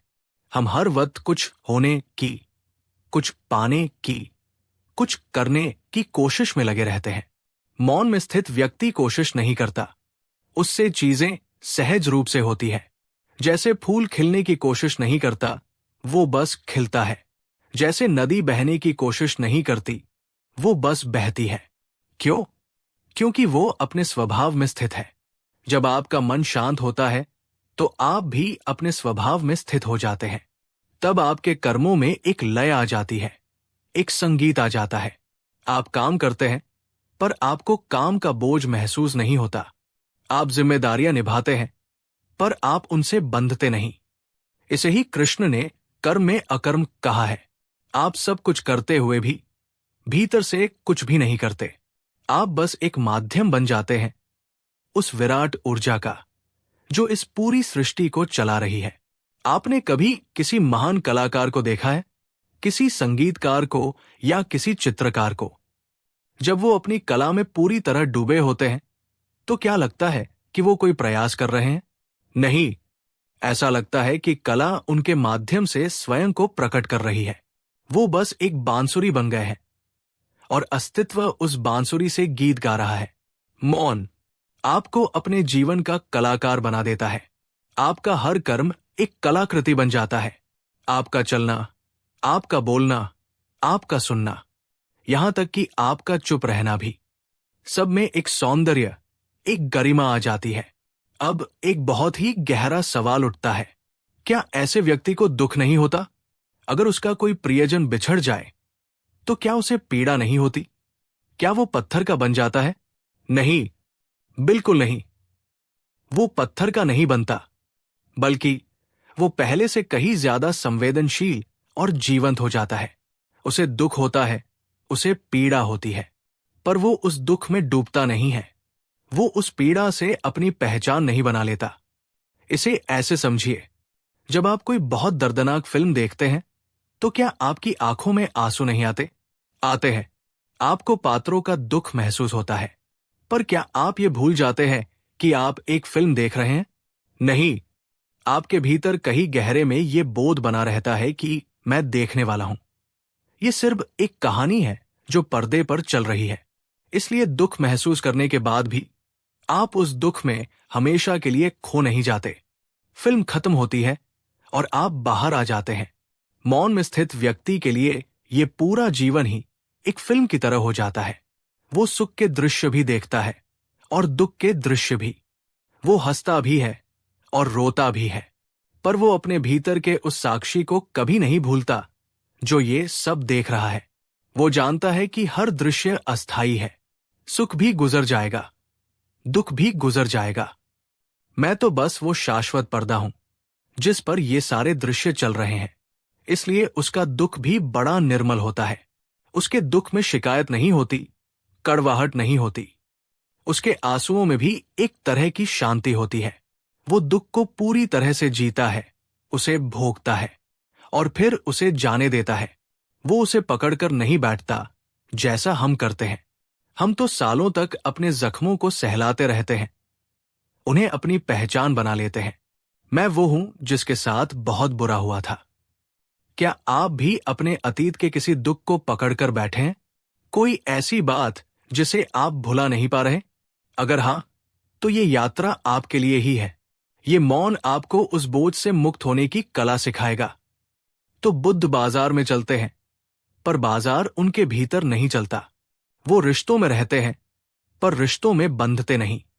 वो कर्म करते हैं, पर कर्म के फल की चिंता नहीं करते। वो दुख को महसूस करते हैं, पर दुख के सागर में डूबते नहीं। ये एक क्रांतिकारी जीवन शैली है। ये इसी दुनिया में रहते हुए इस दुनिया से पार जाने की कला है। लेकिन ये सब सुनने में बहुत अच्छा लगता है, पर इसे असलियत में कैसे जिए? जब जीवन सच में हम पर वार करता है, जब कोई बीमारी घेर लेती है, जब कोई अपना हमें धोखा दे जाता है, जब हम आर्थिक रूप से टूट जाते हैं, उस भयंकर तूफान में, उस अंधेरी रात में, इस मौन को, इस साक्षी भाव को कैसे ठायम रखें? शब्दों की शक्ति उस पीड़ा के सामने बौनी लगने लगती है। उस परम दुख के क्षण में चेतना की ये नाव डगमगाती क्यों नहीं? वो कौन सा लंगर है जो उसे उस तूफान में भी स्थिर रखता है? उस गहन अंधकार में मौन का दिया कैसे जलता रहता है? ये इस यात्रा का सबसे महत्वपूर्ण, सबसे चुनौतीपूर्ण पड़ाव है। ये जानना कि दुख के पार कैसे जाया जाए। आज हम उस तूफान के केंद्र में उतरेंगे, और मैं आपसे कोई झूठा दिलासा नहीं दूंगा कि ये आसान है। नहीं, ये साधना का सबसे कठिन, सबसे अग्नि परीक्षा वाला क्षण है। पर यही वो क्षण है जहां लोहा तपकर सोना बनता है। सबसे पहले हमें यह समझना होगा कि दुख से हमारी लड़ाई क्या है। जब हमारे जीवन में कोई अनहोनी होती है तो हमारी पहली और सबसे स्वाभाविक प्रतिक्रिया होती है प्रतिरोध, विरोध। नहीं, ये मेरे साथ नहीं हो सकता। मैंने ऐसा क्या किया था कि मुझे ये दिन देखना पड़ रहा है? ये अन्याय है। ये जो नहीं है, ये जो अस्वीकार है, यही हमारी पीड़ा को 100 गुना बढ़ा देता है। इसे ऐसे समझिए, दर्द जीवन का एक हिस्सा है। वो एक तीर की तरह है जो आकर आपको लगता है। ये शारीरिक हो सकता है, मानसिक हो सकता है। ये तीर लगना, ये दर्द है। पर इसके बाद हम जो करते हैं वो हमारी पीड़ा, सफरिंग को जन्म देता है। हम उस तीर के लगने पर चिल्लाते हैं, सवाल करते हैं और खुद को ही दूसरा, तीसरा, चौथा तीर मारते रहते हैं। मैं ही क्यों? ये दूसरा तीर है। अब मेरा क्या होगा? ये तीसरा तीर है। मेरी तो किस्मत ही शराब है। ये चौथा तीर है। पहला तीर प्रकृति का था या परिस्थिति का, पर बाकी के सारे तीर हमने खुद को मारे हैं। क्या आप इस पर्क को देख पा रहे हैं? दर्द और पीड़ा का पर्क। बुद्ध ने यह नहीं कहा कि जीवन में दर्द नहीं है। उन्होंने कहा जीवन में दुख है, और उस दुख का कारण है हमारी तृष्णा, हमारी आसक्ति और हमारा प्रतिरोध। मौन उस दूसरे तीर को मारने से खुद को रोकने की कला है। जब आप पर दुख का पहाड़ टूटता है तो मौन आपसे ये नहीं कहता कि आप रोइए मत। वो ये नहीं कहता कि आप बहादुर बनिए। नहीं, मौन कहता है जो हो रहा है उसे पूरी तरह से होने दो। अगर रोना आ रहा है तो पूरी तरह से रो। अगर चीखने का मन है तो चीखो, पर एक छोटे से पर के साथ, एक साक्षी भाव के साथ। अपने ही दुख के साक्षी बन जाओ। यह सुनने में बड़ा विरोधाभासी लगता है ना? पर यही कुंजी है। आप दुख को महसूस कर रहे हैं, पर साथ ही साथ आपके भीतर एक कोना है जो ये देख रहा है कि हां, इस शरीर को, इस मन को असहनीय पीड़ा हो रही है। आप दुख में पूरी तरह डूब नहीं जाते। आप दुख के सागर में तैरना सीख जाते हैं। कल्पना कीजिए कि आप एक भयंकर तूफानी नदी में गिर गए हैं। अगर आप प्रवाह के विरुद्ध तैरने की कोशिश करेंगे, हाथ पैर मारेंगे, लड़ेंगे, तो आप बहुत जल्दी थककर डूब जाएंगे। बचने का एकमात्र उपाय है शरीर को ढीला छोड़ देना, प्रवाह के साथ बहना, अपनी ऊर्जा को बचाना और किनारे की प्रतीक्षा करना। दुख का तूफान भी ऐसा ही है। जब वो आए तो उससे लड़िए मत। शरीर को, मन को ढीला छोड़ दीजिए। उस दर्द की लहर को अपने ऊपर से गुजर जाने दीजिए। उसे महसूस कीजिए पूरी तरह। अपने सीने में उस भारीपन को महसूस कीजिए। अपनी आंखों से बहते आंसुओं की गर्मी को महसूस कीजिए। अपने कांपते हुए हाथों को देखिए। इस प्रक्रिया में जब आप प्रतिरोध छोड़ देते हैं तो एक चमत्कार होता है। जिस दर्द को आप असहनीय समझ रहे थे, आप पाते हैं कि आपके भीतर उस दर्द से भी ज्यादा गहरी कोई चीज है जो उस दर्द को देख रही है, और जो देख सकती है वो दर्द नहीं हो सकती। आपको पहली बार अपनी चेतना की, अपने साक्षी स्वरूप की शक्ति का अनुभव होता है। वो आपका लंगर है। इस अभ्यास के लिए सबसे बड़ा सहारा फिर वही है, आपकी सांस। जब मन की पीड़ा आपको हजारों भयानक कल्पनाओं में ले जाने लगे, सब खत्म हो गया, अब कुछ नहीं बचेगा, उस वक्त पूरी हिम्मत के साथ अपना ध्यान अपनी सांस पर ले आइए। बस एक सांस महसूस कीजिए, सांस का भीतर आना और बाहर जाना। उस एक पल के लिए आप भविष्य की चिंता से और अतीत के शोक से कटकर वर्तमान में आ जाते हैं, और वर्तमान में सिर्फ सांस है और दर्द की एक अनुभूति है, कोई कहानी नहीं। एक सांस, फिर एक और सांस। ये हर सांस आपको उस तूफान में स्थिर रखने वाली रस्सी की तरह है। तथागत के जीवन की सबसे मार्मिक कहानियों में से एक है किस्सा गौतमी की कहानी। वो अपने इकलौते मृत पुत्र को गोद में उठाए हुए थी। वो पागल हो चुकी थी। वो हर दरवाजे पर जाकर कहती, कोई दवा दे दो, मेरे बेटे को जीवित कर दो। लोग उसे पागल समझते। कोई हंसता, कोई दुत्कारता। फिर किसी ने कहा, तुम बुद्ध के पास जाओ, वो महाज्ञानी है, शायद वो कोई उपाय बता दे। वो भागी भागी बुद्ध के पास गई। अपने मृत पुत्र को उनके चरणों में रखकर बोली, भगवन, इसे जीवित कर दीजिए। बुद्ध ने उसे देखा। उनकी आंखों में असीम करुणा थी। उन्होंने ये नहीं कहा कि ये असंभव है। उन्होंने कहा, हां, मैं तुम्हारे पुत्र को जीवित कर सकता हूं, पर इसके लिए मुझे एक औषधि चाहिए। तुम जाओ और किसी ऐसे घर से एक मुट्ठी सरसों के दाने ले आओ जहां आज तक किसी की मृत्यु न हुई हो। किसा गोतमी में आशा की एक किरण जागी। उसे लगा ये तो बहुत आसान काम है। वो दौड़ी, एक दरवाजे पर गई। क्या मुझे एक मुट्ठी सरसों मिलेगी? बुद्ध को मेरे बेटे के लिए चाहिए।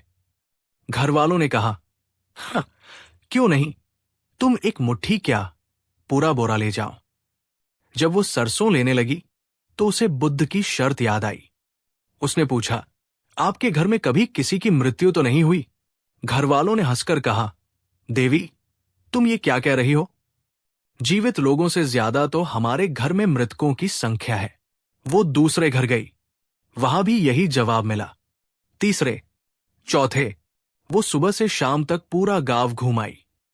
उसे एक भी घर ऐसा नहीं मिला जहां किसी की मृत्यु न हुई हो। धीरे धीरे, बहुत धीरे धीरे उसे सत्य का बोध होने लगा। ये पीड़ा, ये बिछो, ये सिर्फ उसकी अपनी कहानी नहीं है, ये तो हर घर की कहानी है।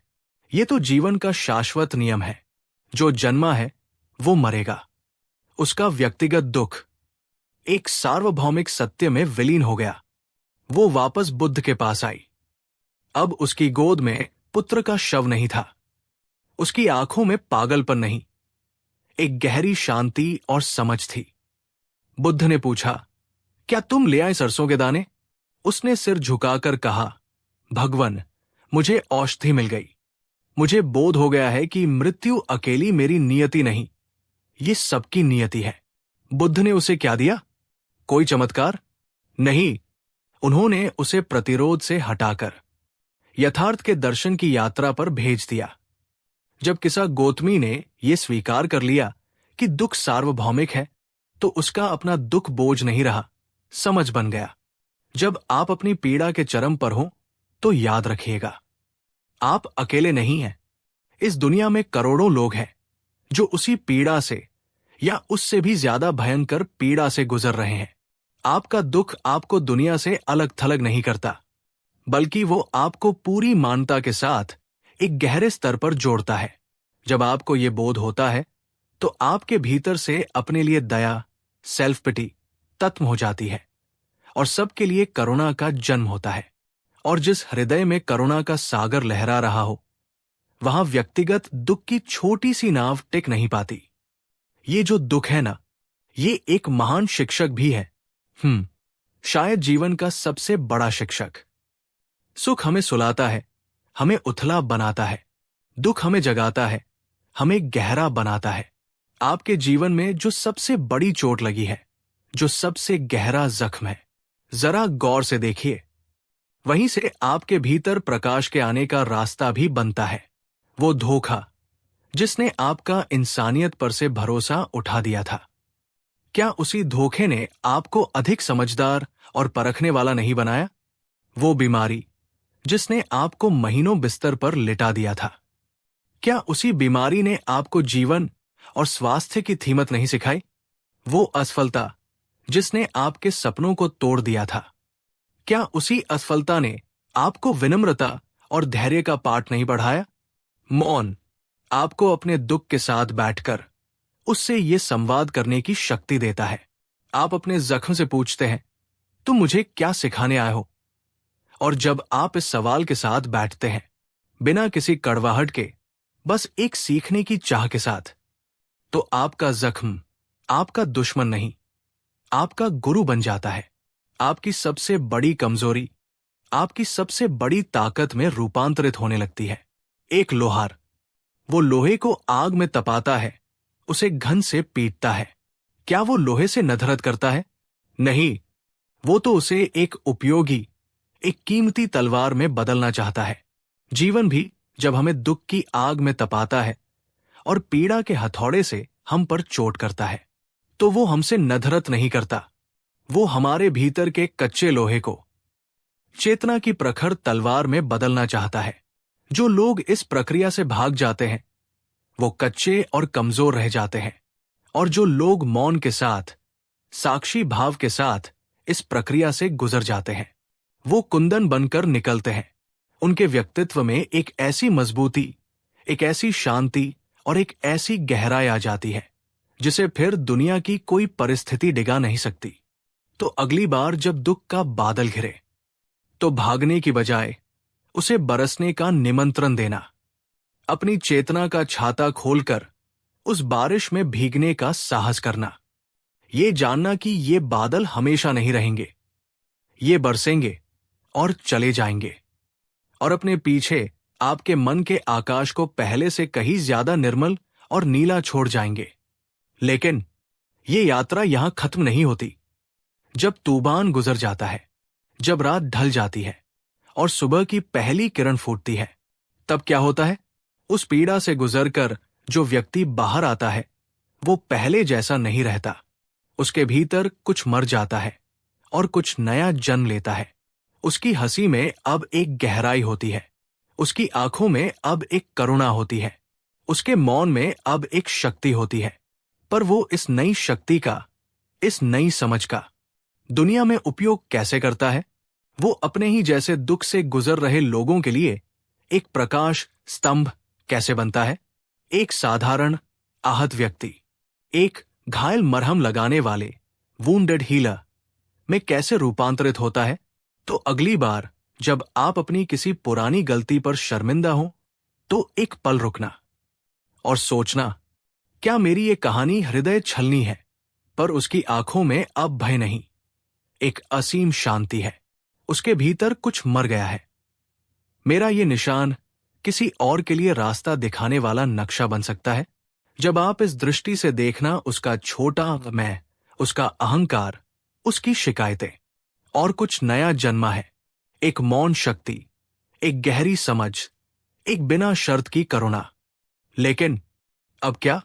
इस नई शक्ति का, इस नई समझ का वो शुरू करते हैं तो आपके अतीत का सारा बोझ एक कीमती तजाने में बदल जाता है। तीसरी और सबसे सूक्ष्म बात जो उसके भीतर घटित होती है वो है, वो मदद करने के अहंकार से मुक्त हो जाता। करता क्या है? क्या वो इसे अपने तक सीमित रखता है? नहीं, बिल्कुल नहीं। क्योंकि जो सत्य वो अनुभव करता है हां, मदद करने में भी एक बहुत सूक्ष्म अहंकार छिपा होता है। मैं तुम्हारी मदद कर रहा हूं। वो उसे बांटने के लिए, उसे जीने के लिए विवश कर देता है। यहां से यात्रा एक नया मोड़ लेती है। मैं तुम्हें बचा रहा हूं, देखो मैं कितना अच्छा हूं। पर जो व्यक्ति स्वयं गहरे दुख से व्यक्तिगत साधना की यात्रा अब सामूहिक सेवा की यात्रा में रूपांतरित हो जाती है। साधारण आहत व्यक्ति एक घड़ा है। वो जानता है कि कोई किसी को बचा नहीं सकता। हर किसी को अपनी लड़ाई खुद हियाल मरहम लगाने वाले वुंडेड हीलर में बदल जाता है। ये कीमिया, ये रूपांतरण कैसे लड़नी होती है? आप बस किसी के लिए दिया जला सकते हैं। आप उसके हिस्से का अंधेरा में घटित होता है। चलिए आज इस रहस्य के कणकण को खोलने का प्रयास करते हैं। सब सेट नहीं कर सकते, चलना तो उसे तुद ही पड़ेगा। इस समझ के कारण उसकी मदद में कोई बोझ नहीं होता, कोई अपेक्षा नहीं होती। वो एक बादल की तरह बरसता है। उसे इस बात की कोई चिंता नहीं होती। पहली चीज जो बदलती है वो है उसके अपने जख्मों को देखने की दृष्टि। पहले उसके जख्म की कौन सा बीज अंकुरित होगा और कौन सा नहीं। उसका काम बस बरसना है। वो अपनी सलाह देता है, अपना उसकी शर्मिंदगी का कारण थे। वो उन्हें दुनिया से छिपाता था। वो उसकी हार की, उसकी कमजोरी की निशानी अनुभव साझा करता है। पर सामने वाला उसे माने या न माने, इससे वो विचलित नहीं होता। वो परिणाम से नहीं थे, पर अब वो अपने उन्हीं जख्मों को, उन्हीं निशानों को एक मानचित्र की तरह देखता है जुड़ता। इसे ही तथागत ने करुणा और उपेक्षा का संतुलन कहा है। कर, हाँ, एक नक्शा। ये वो नक्शा है जो दुख के जंगल से बाहर निकलने का रास्ता दिखाता है। उना यानी सबके दुख के प्रति गहरी संवेदना, और उपेक्षा यानी परिणाम के प्रति अनासक्ति का भाव। ये बड़ा उसे समझ आता है कि उसके साथ जो कुछ भी हुआ वो एक दुर्घटना नहीं थी, वो एक प्रशिक्षण था। जीवन मुश्किल संतुलन है। हम जब किसी से प्रेम करते हैं तो हम उसकी पीड़ा से इतने जुड़ जाते हैं कि उसे कुछ सिखाना चाहता था। हर आंसू ने उसकी आंखों को धोकर निर्मल किया, ताकि वो सत्य को ज्यादा हम खुद ही बेचैन हो जाते हैं। एक मां अपने बीमार बच्चे को देखकर इतनी व्याकुल हो जाती है कि वो उसकी सही देखभाल भी नहीं कर पाती। पर एक घायल मरहम लगाने वाला, वो एक कुशल सर्जन की तरह होता, साफ देख सके। हर ठोकर ने उसे जमीन पर गिराया ताकि वो धरती के साथ अपने रिश्ते को महसूस है। वो मरीज के दर्द को महसूस करता है, पर अगर वो दर्द से कांपने लगेगा तो वो ऑपरेशन कर सके। हर धोखे ने उसके दिल को तोड़ा ताकि वो उस छोटे से दिल की सीमाओं से बाहर निकलकर एक विराट हृदय को अनुभव कर सके। अब उसके जख्म उसकी कमजोरी नहीं, उसकी सबसे बड़ी योग्यता बन जाते नहीं कर पाएगा। उसे करुणा और स्थिरता दोनों को एक साथ साधना होता है। उसका हृदय प्रेम से पिघलता है। जापान में एक बहुत सुंदर कला है, उसे किंत्सुगी है, पर उसका हाथ कर्म करते हुए कांपता नहीं है। ये अनासक्ति उसे बर्नआउट से यानी भावनात्मक कहते हैं। जब कोई मिट्टी का कीमती प्याला या बर्तन टूट जाता है तो वो उसे फेंकते नहीं, वो रूप से थककर चूर हो जाने से बचाती है। वो दुनिया का दर्द अपने कंधों पर लेकर नहीं घूमता, वो उसके टूटे हुए टुकड़ों को सोने से जोड़ते हैं। हाँ, सोने से। और जुड़ने के बाद जानता है कि ये सृष्टि एक विराट लीला है और वो इस लीला में बस अपनी भूमिका निभा रहा है। अब वो बर्तन पहले से कहीं ज्यादा सुंदर और कीमती हो जाता है।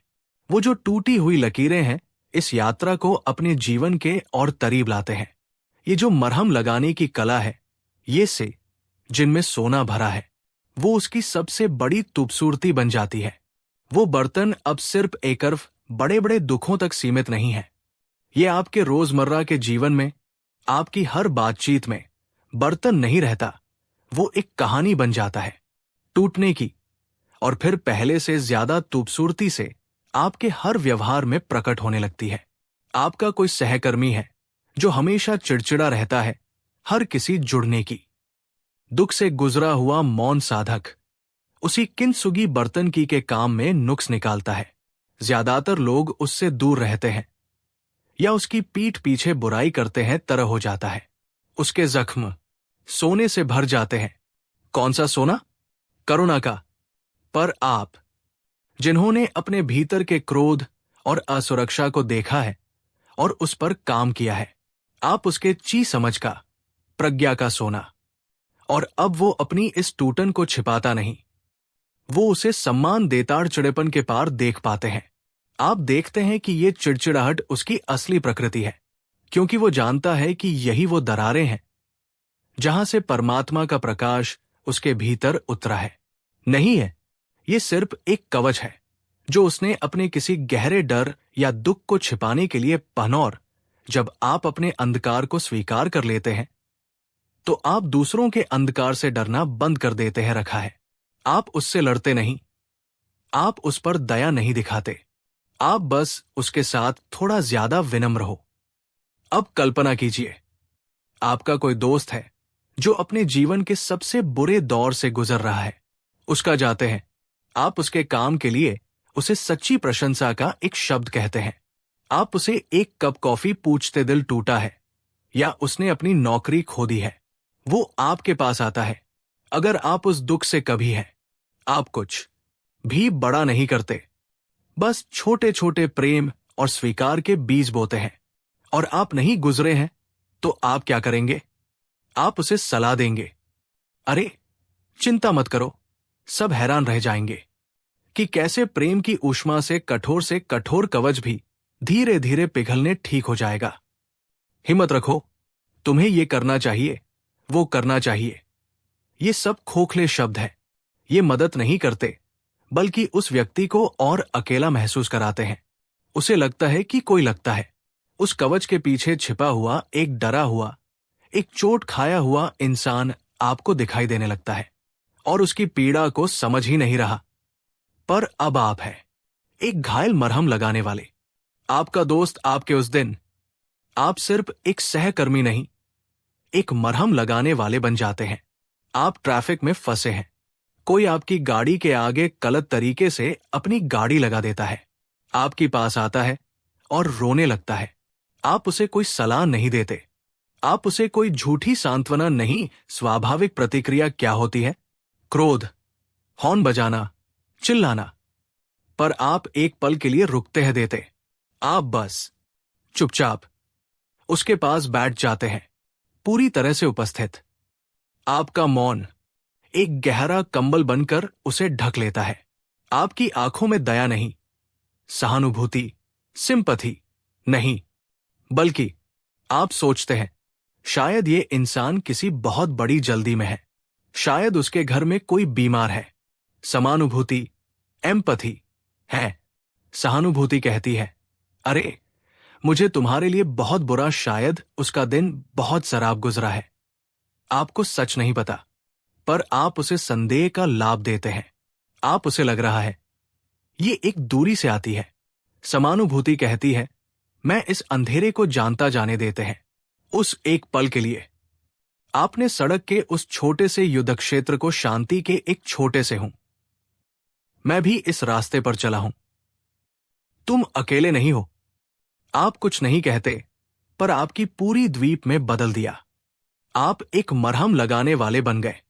तो आप देख रहे हैं, ये कोई पदवी नहीं है जिसे आपको हासिल करना है। ये कोई भूमिका नहीं है जिसे आपको ओगना है। ये आपके ऊर्जा, आपकी पूरी उपस्थिति उस व्यक्ति से कह रही होती है, रो लो, अपना सारा दर्द बाहर निकाल दो। मैं स्वभाव का सहज प्रकटीकरण है। जब आपके भीतर मौन होता है, जब आपके भीतर करुणा होती है, तो यही हूं। मैं तुम्हें जज नहीं करूंगा। मैं भागूंगा नहीं। मैं तुम्हारे साथ इस अंधेरे में बैठने को तैयार हूं। क्या आप इस शक्ति को महसूस कर सकते हैं? ये दुनिया की सबसे बड़ी उपचारक शक्ति है। किसी आप जहां भी जाते हैं, शांति और मरहम की एक सुगंध अपने साथ ले जाते हैं। आपकी उपस्थिति ही उपचारात्मक, थेरेप्यूटिक हो जाती है। लोग आपके पास आकर बैठना चाहते हैं, सिर्फ इसलिए नहीं कि आपके के दुख में बिना हिले शांति से उसके साथ बैठ जाने की क्षमता। ये क्षमता किताबों से नहीं आती। ये पास उनके सवालों के जवाब है, बल्कि इसलिए क्योंकि आपकी उपस्थिति में उन्हें अपने भीतर की उथल पुथल शांत होती हुई क्षमता उसी व्यक्ति में हो सकती है जो खुद उस आग से गुजरा हो। आपका मौन उसके हजारों शब्दों से ज्यादा मरहम का काम करता है, क्योंकि वो जानता है कि आप समझते हैं। धीरे धीरे जब महसूस होती है, पर यहां एक कतरा भी है, एक बहुत सूक्ष्म अहंकार का जाल।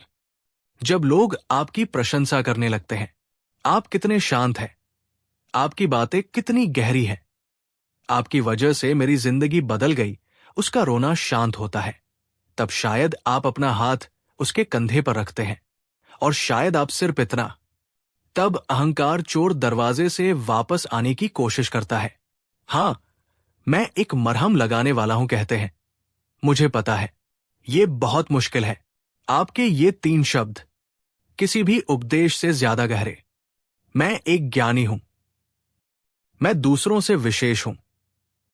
और जिस क्षण ये मैं वापस आता है, उसी क्षण आपकी सारी शक्ति खो जाती है। आप फिर से एक साधारण प्रतिक्रिया करने वाले इंसान बन जाते हैं। आपकी है, क्योंकि ये आपके अनुभव से जन्मे हैं। ये शब्द नहीं है। ये आपके जख्मों से निकली हुई बांसुरी फिर से ठोस लकड़ी बन जाती है। उससे संगीत बहना बंद हो जाता है। तो इस यात्रा प्रार्थना है। यही एक घायल मरहम लगाने वाले का पहला गुण है। वो सलाह नहीं देता, वो साथ देता है। वो बोलता नहीं, वो सुनता है। वो समाधान नहीं देता, वो अपनी शांत उपस्थिति से दूसरे में साधक को निरंतर जागरूक रहना पड़ता है। अपने ही मन के जालों के प्रति उसे याद रखना होता है कि व्यक्ति को इतना मजबूत बना देता है कि वो अपना समाधान खुद खोज लेता है। और फिर उसकी वाणी, मैं कुछ नहीं हूं, मैं तो बस एक माध्यम हूं। ये शांति मेरी नहीं है, ये मौन की है। बदल जाती है। जब वो बोलता है तो उसके शब्दों में वजन होता है। क्यों? क्योंकि वो ये करुणा मेरी नहीं है, ये अस्तित्व की है। ये निरंतर समर्पण का भाव, यही उसे अहंकार के इस आशब्द उसके दिमाग से नहीं, उसके अनुभव के कुएं से आते हैं। वो सिद्धांत नहीं बताता, वो अपनी क्री और सबसे खतरनाक जाल से बचाता है।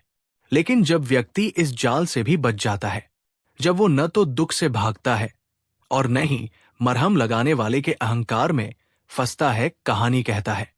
पर वो अपनी कहानी अपनी बड़ाई के लिए नहीं कहता। वो अपनी कहानी इसलिए कहता है ताकि सामने वाला ये जान सके कि अंधेरी सुरंग के उस पार रोशनी है। वो कहता है, हाँ, एक। तब क्या होता है? तब उसका जीवन कैसा होता है? तब उसका जीवन एक नृत्य बन जाता है। हाँ, वक्त था जब मुझे भी लगता था कि मैं कभी सुबह नहीं देख पाऊंगा। मुझे भी लगता था कि ये एक सहज, सरल, आनंदपूर्ण नृत्य। वो दुनिया के सारे काम करता है, वो दुकान चला सकता है, वो खेत जोत सकता है, वो परिवार पाल सकता है, पर वो हर काम एक खेल की तरह करता है। एक दर्द मुझे मार डालेगा। मेरे भी दिन और रात रोते हुए गुजरते थे। जब कोई व्यक्ति ये बच्चे की तरह जो पूरी तल्लीनता से रेत का घर बनाता है और फिर एक लहर आती है और शब्द सुनता है, तो उसके भीतर एक उम्मीद जगती है। अगर ये इंसान इस आग से निकलकर इतना घर बजाता है तो वो रोता नहीं, वो हंसता है और दूसरा घर बनाने लगता है। शांत हो सकता है तो शायद मैं भी हो सकता हूं। आप उसके लिए एक जीवित उदाहरण बन जाते हैं। उसकी गंभीरता विदा हो जाती है। जीवन उसके लिए एक समस्या नहीं रहता जिसे सुलझाना है। एक प्रमाण, आप एक प्रकाश स्तंभ, लाइट हाउस की तरह हो जाते हैं। प्रकाश स्तंभ तूफान में जीवन एक रहस्य बन जाता है जिसे जीना है। उसकी हर सांस में एक कृतज्ञता होती है। सुबह से जहाजों पर चिल्लाता नहीं है, वो उन्हें रास्ता नहीं बताता। वो बस अपनी जगह पर उगते सूरज के लिए, पक्षियों के गीत के लिए, चाय के एक गर्म कप के लिए, वो छोटी छोटी चीजरा रहकर अपना प्रकाश फैलाता रहता है। और उस प्रकाश को देखकर भटके हुए जहाज खुद अपना रास्ता खोज लेते हैं। एक मौन साधक जो दुख से गुजरा है, वो समाज के लिए वही प्रकाश स्तंभ बन जाताओं में उस विराट के दर्शन करने लगता है। उसका मौन अब एक बोझिल साधना नहीं रहता, वो उसका है। लोग उसकी ओर खिंचते चले आते हैं। क्यों? क्योंकि उसकी उपस्थिति में उन्हें एक अजीब सी शांति मिलती है। एक सहज स्वभाव बन जाता है। जैसे हमारा स्वभाव है सांस लेना, वैसे ही उसका स्वभाव हो जाता है शांत रहना। वो बोलता है, पर उसके शब्दों के पीछे मौन की एक गहरी झील होती है। वो हंसता है, स्वीकृति मिलती है। उन्हें लगता है कि यहां वो अपना मुखौटा उतार कर बैठ सकते हैं। यहां उन्हें अच्छा या और उसकी हंसी में बच्चों जैसी निर्दोषता होती है। वो रोता है और उसके आंसू बारिश सफल होने का नाटक करने की जरूरत नहीं है। यहां वो जैसे हैं वैसे ही स्वीकार किए जाते हैं। क्या कि बूंदों की तरह निर्मल होते हैं जो आकाश को साफ कर जाते हैं। वो प्रेम करता है, पर उसके आपके जीवन में कोई ऐसा व्यक्ति है जिसके पास जाकर आपको बस अच्छा लगता है, जिसके पास आपको कुछ कहने की जरूरत प्रेम में अब अधिकार या ईर्ष्या का जहर नहीं होता। उसका प्रेम एक खुली हथेली की तरह होता है, तित नहीं पड़ती, पर फिर भी आपको लगता है कि आपका बोझ हल्का हो गया। अगर हाँ, तो आप जानते हैं कि मैनली आए, बैठे और जब चाहे उड़ जाए। उसे तितली को मुट्ठी में बंद करने की कोई इच्छा नहीं होती। किस ऊर्जा की बात कर रहा हूं? और इस प्रक्रिया में एक और अद्भुत घटना घटती है। दूसरों के वो जानता है कि प्रेम का सौंदर्य आजादी में है, बंधन में नहीं। इस अवस्था को ज़ेन परंपरा जख्मों पर मरहम लगाते लगाते आपके अपने जख्म भी भरने लगते हैं। हाँ में साधारण मन कहा गया है। जब भूख लगे तो खा लो, जब नींद आए तो सो जाओ। कोई ये सेवा का सबसे बड़ा रहस्य है। जब आप दूसरे के आंसू पोंछते हैं तो आपके अपने आंसू सूख असाधारण काम नहीं, पर पर्क ये है कि जब वो खाता है तो वो सिर्फ खाता है, उसका मन जाते हैं। जब आप किसी और को अंधेरे से बाहर निकालने के लिए हाथ बढ़ाते हैं तो आप खुद भी और अतीत या भविष्य में नहीं भटकता। जब वो सोता है तो वो पूरी तरह सोता है, उसके सपनों में भी रोशनी में आ जाते हैं। करुणा एक दो तरफा रास्ता है। ये जितनी दूसरे की ओर बहती है उतनी चिंताओं की परछाई नहीं होती। उसका हर कर्म एक ध्यान बन जाता है, उसका पूरा जीवन एक प्रार्थना बन जाता है। लेकिन क्या यही मंजिल है? क्या इस सहज, सरल, आनंदपूर्ण जीवन को ही आपके भीतर भी आपको भरती है? आपका अपना दर्द अब सिर्फ आपका नहीं रहता, वो एक औपा लेना ही यात्रा का अंत है? या फिर इस मौन की, इस चेतना की कोई और भी औजार बन जाता है, एक उपकरण जिससे आप इस दुनिया की पीड़ा को कम करते हैं? और इस प्रक्रिया में वो ऊंची उड़ान बाकी है जब व्यक्ति का मैं पूरी तरह से विसर्जित हो जाता है, जब न अपनी चुभन खो देता है। वो एक बोझ नहीं, एक वरदान लगने लगता है। अब इस व्यक्ति कोई घायल बचता है, न कोई मरहम लगाने वाला। जब सिर्फ अस्तित्व का महामौन शेष का जीवन कैसा होता है? क्या वो हमेशा गंभीर और शांत रहता है? नहीं, बिल्कुल भी नहीं। ये सबसे बड़ी गलत रह जाता है। उस अवस्था को क्या कहें? उस परम शून्य में चेतना का अनुभव कैसा होता है? क्या उस फहमी है? सच तो यह है कि दुख की गहराई को छूकर आया व्यक्ति ही सुख की ऊंचाई को भी अवस्था को शब्दों में बांधा भी जा सकता है, या वो हर शब्द, हर विचार, हर अनुभव से परे है, सबसे ज्यादा जी सकता है। क्योंकि उसने रात का अंधेरा देखा है, इसलिए वो सुबह की एक छोटी सी किरण की भी कीमत जानता है। क्योंकि उसने भूख का अनुभव किया है, इसलिए वो एक रोटी के टुकड़े का भी सम्मान करता है। क्योंकि उसने अकेलेपन को जिया है, इसलिए वो रिश्तों की गर्माहट को पूरी तरह महसूस करता है। उसकी खुशी अब बाहरी चीजों पर निर्भर नहीं करती। उसे खुश होने के लिए बड़ी पार्टियों या महंगी गाड़ियों की जरूरत नहीं है। वो एक कप गर्म चाय में, एक बच्चे की खिलखिलाहट में, एक फूल के खिलने में, बारिश की बूंदों में उसी परम आनंद का अनुभव कर लेता है। ये मौन की अंतिम छलांग है, ज्ञात से अज्ञात में, तर्क से रहस्य में और व्यक्ति से विराट में। आज हम उस अंतिम छलांग की बात करेंगे, ज्ञात से अज्ञात में, व्यक्ति से विराट में। और मैं पहले ही आपसे क्षमा मांगता हूं, क्योंकि मैं जिन शब्दों का प्रयोग करूंगा वे उस अनुभव के सामने बहुत छोटे, बहुत बौने हैं। ये शब्द सिर्फ उंगली है जो चांद की ओर इशारा कर रही है। कृपया उंगली पर मत अटक जाना, उस चांद को महसूस करने का प्रयास करना। प्रयास भी नहीं, बस उस संभावना के प्रति चुद को खोल देना। जब एक साधक घायल मरहम लगाने वाले की अवस्था से भी गुजर जाता है, जब उसकी करुणा भी सहज और अनायास हो जाती है, तब एक अंतिम पर्दा गिरना शेष रहता है। और वो पर्दा है मैं का। वो मैं जो अब तक साक्षी था, वो मैं जो देख रहा था, वो मैं जो करुणा कर रहा था। जब तक ये देखने वाला मैं बचा है, तब तक देखने वाले और देखे जाने वाले के बीच एक सूक्ष्म दूरी बनी रहती है। ये यात्रा का अंतिम विसर्जन है, साक्षी का भी अपने स्रोत में विलीन हो जाना। इसे ऐसे समझिए, एक नदी है, वो पहाड़ों से निकलती है, मैदानों से गुजरती है, हजारों पड़ावों को पार करती है। कभी वो चट्टानों से टकराती है, कभी शांत बहती है। वो साक्षी भाव से अपनी यात्रा को देखती है। वो देखती है कि किनारे पर गांव बस रहे हैं, शहर उजड़ रहे हैं। वो देखती है कि लोग उसमें डुबकी लगाकर पवित्र हो रहे हैं और कुछ लोग उसमें गंदगी भी फेंक रहे हैं, पर वो बस बहती रहती है साक्षी भाव से। पर उसकी यात्रा का अंतिम लक्ष्य क्या है? क्या वो हमेशा एक अलग नदी ही बनी रहना चाहती है? नहीं, उसकी अंतिम नियति है सागर में मिल जाना।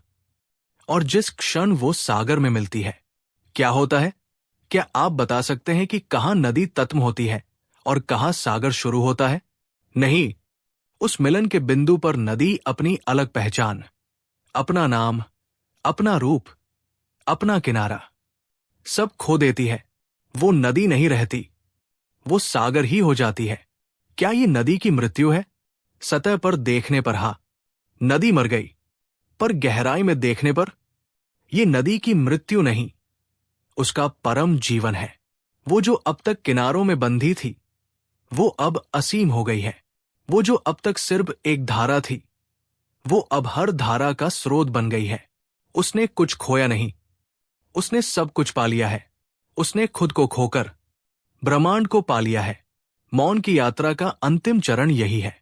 मैं रूपी नदी का अस्तित्व रूपी महासागर में विलीन हो जाना। ये अहंकार का विसर्जन है, और ये कोई करने वाली क्रिया नहीं है। ये बस घटित होता है, जैसे पका हुआ फल अपने आप टहनी से गिर जाता है, उसे तोड़ना नहीं पड़ता। वैसे ही जब साक्षी भाव पूरी तरह परिपक्व हो जाता है, तो वो अपने आप अपने स्रोत में विलीन हो जाता है।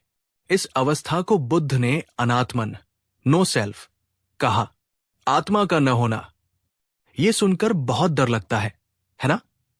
मैं नहीं रहूंगा, ये तो मृत्यु से भी ज्यादा भयानक लगता है, क्योंकि मृत्यु में तो हमें लगता है कि मैं किसी और लोक में चला जाऊंगा। पर बुद्ध कहते हैं, वो मैं जिसे तुम बचाने की कोशिश कर रहे हो, वो तो है ही नहीं। वो तो सिर्फ विचारों, भावनाओं और स्मृतियों का एक गट्ठर है, एक बहती हुई धारा है।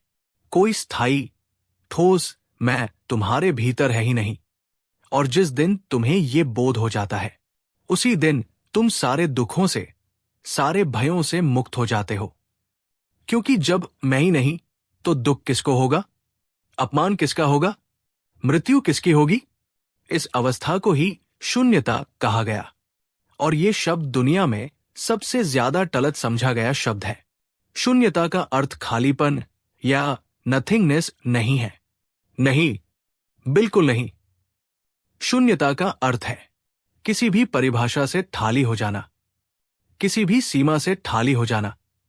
ये नकारात्मक नहीं, ये परम सकारात्मक अवस्था है। ये उस कोरे कागज की तरह है जिस पर कुछ भी लिखा जा सकता है। ये उस परम मौन की तरह है जिसमें से कोई भी संगीत जन्म ले सकता है।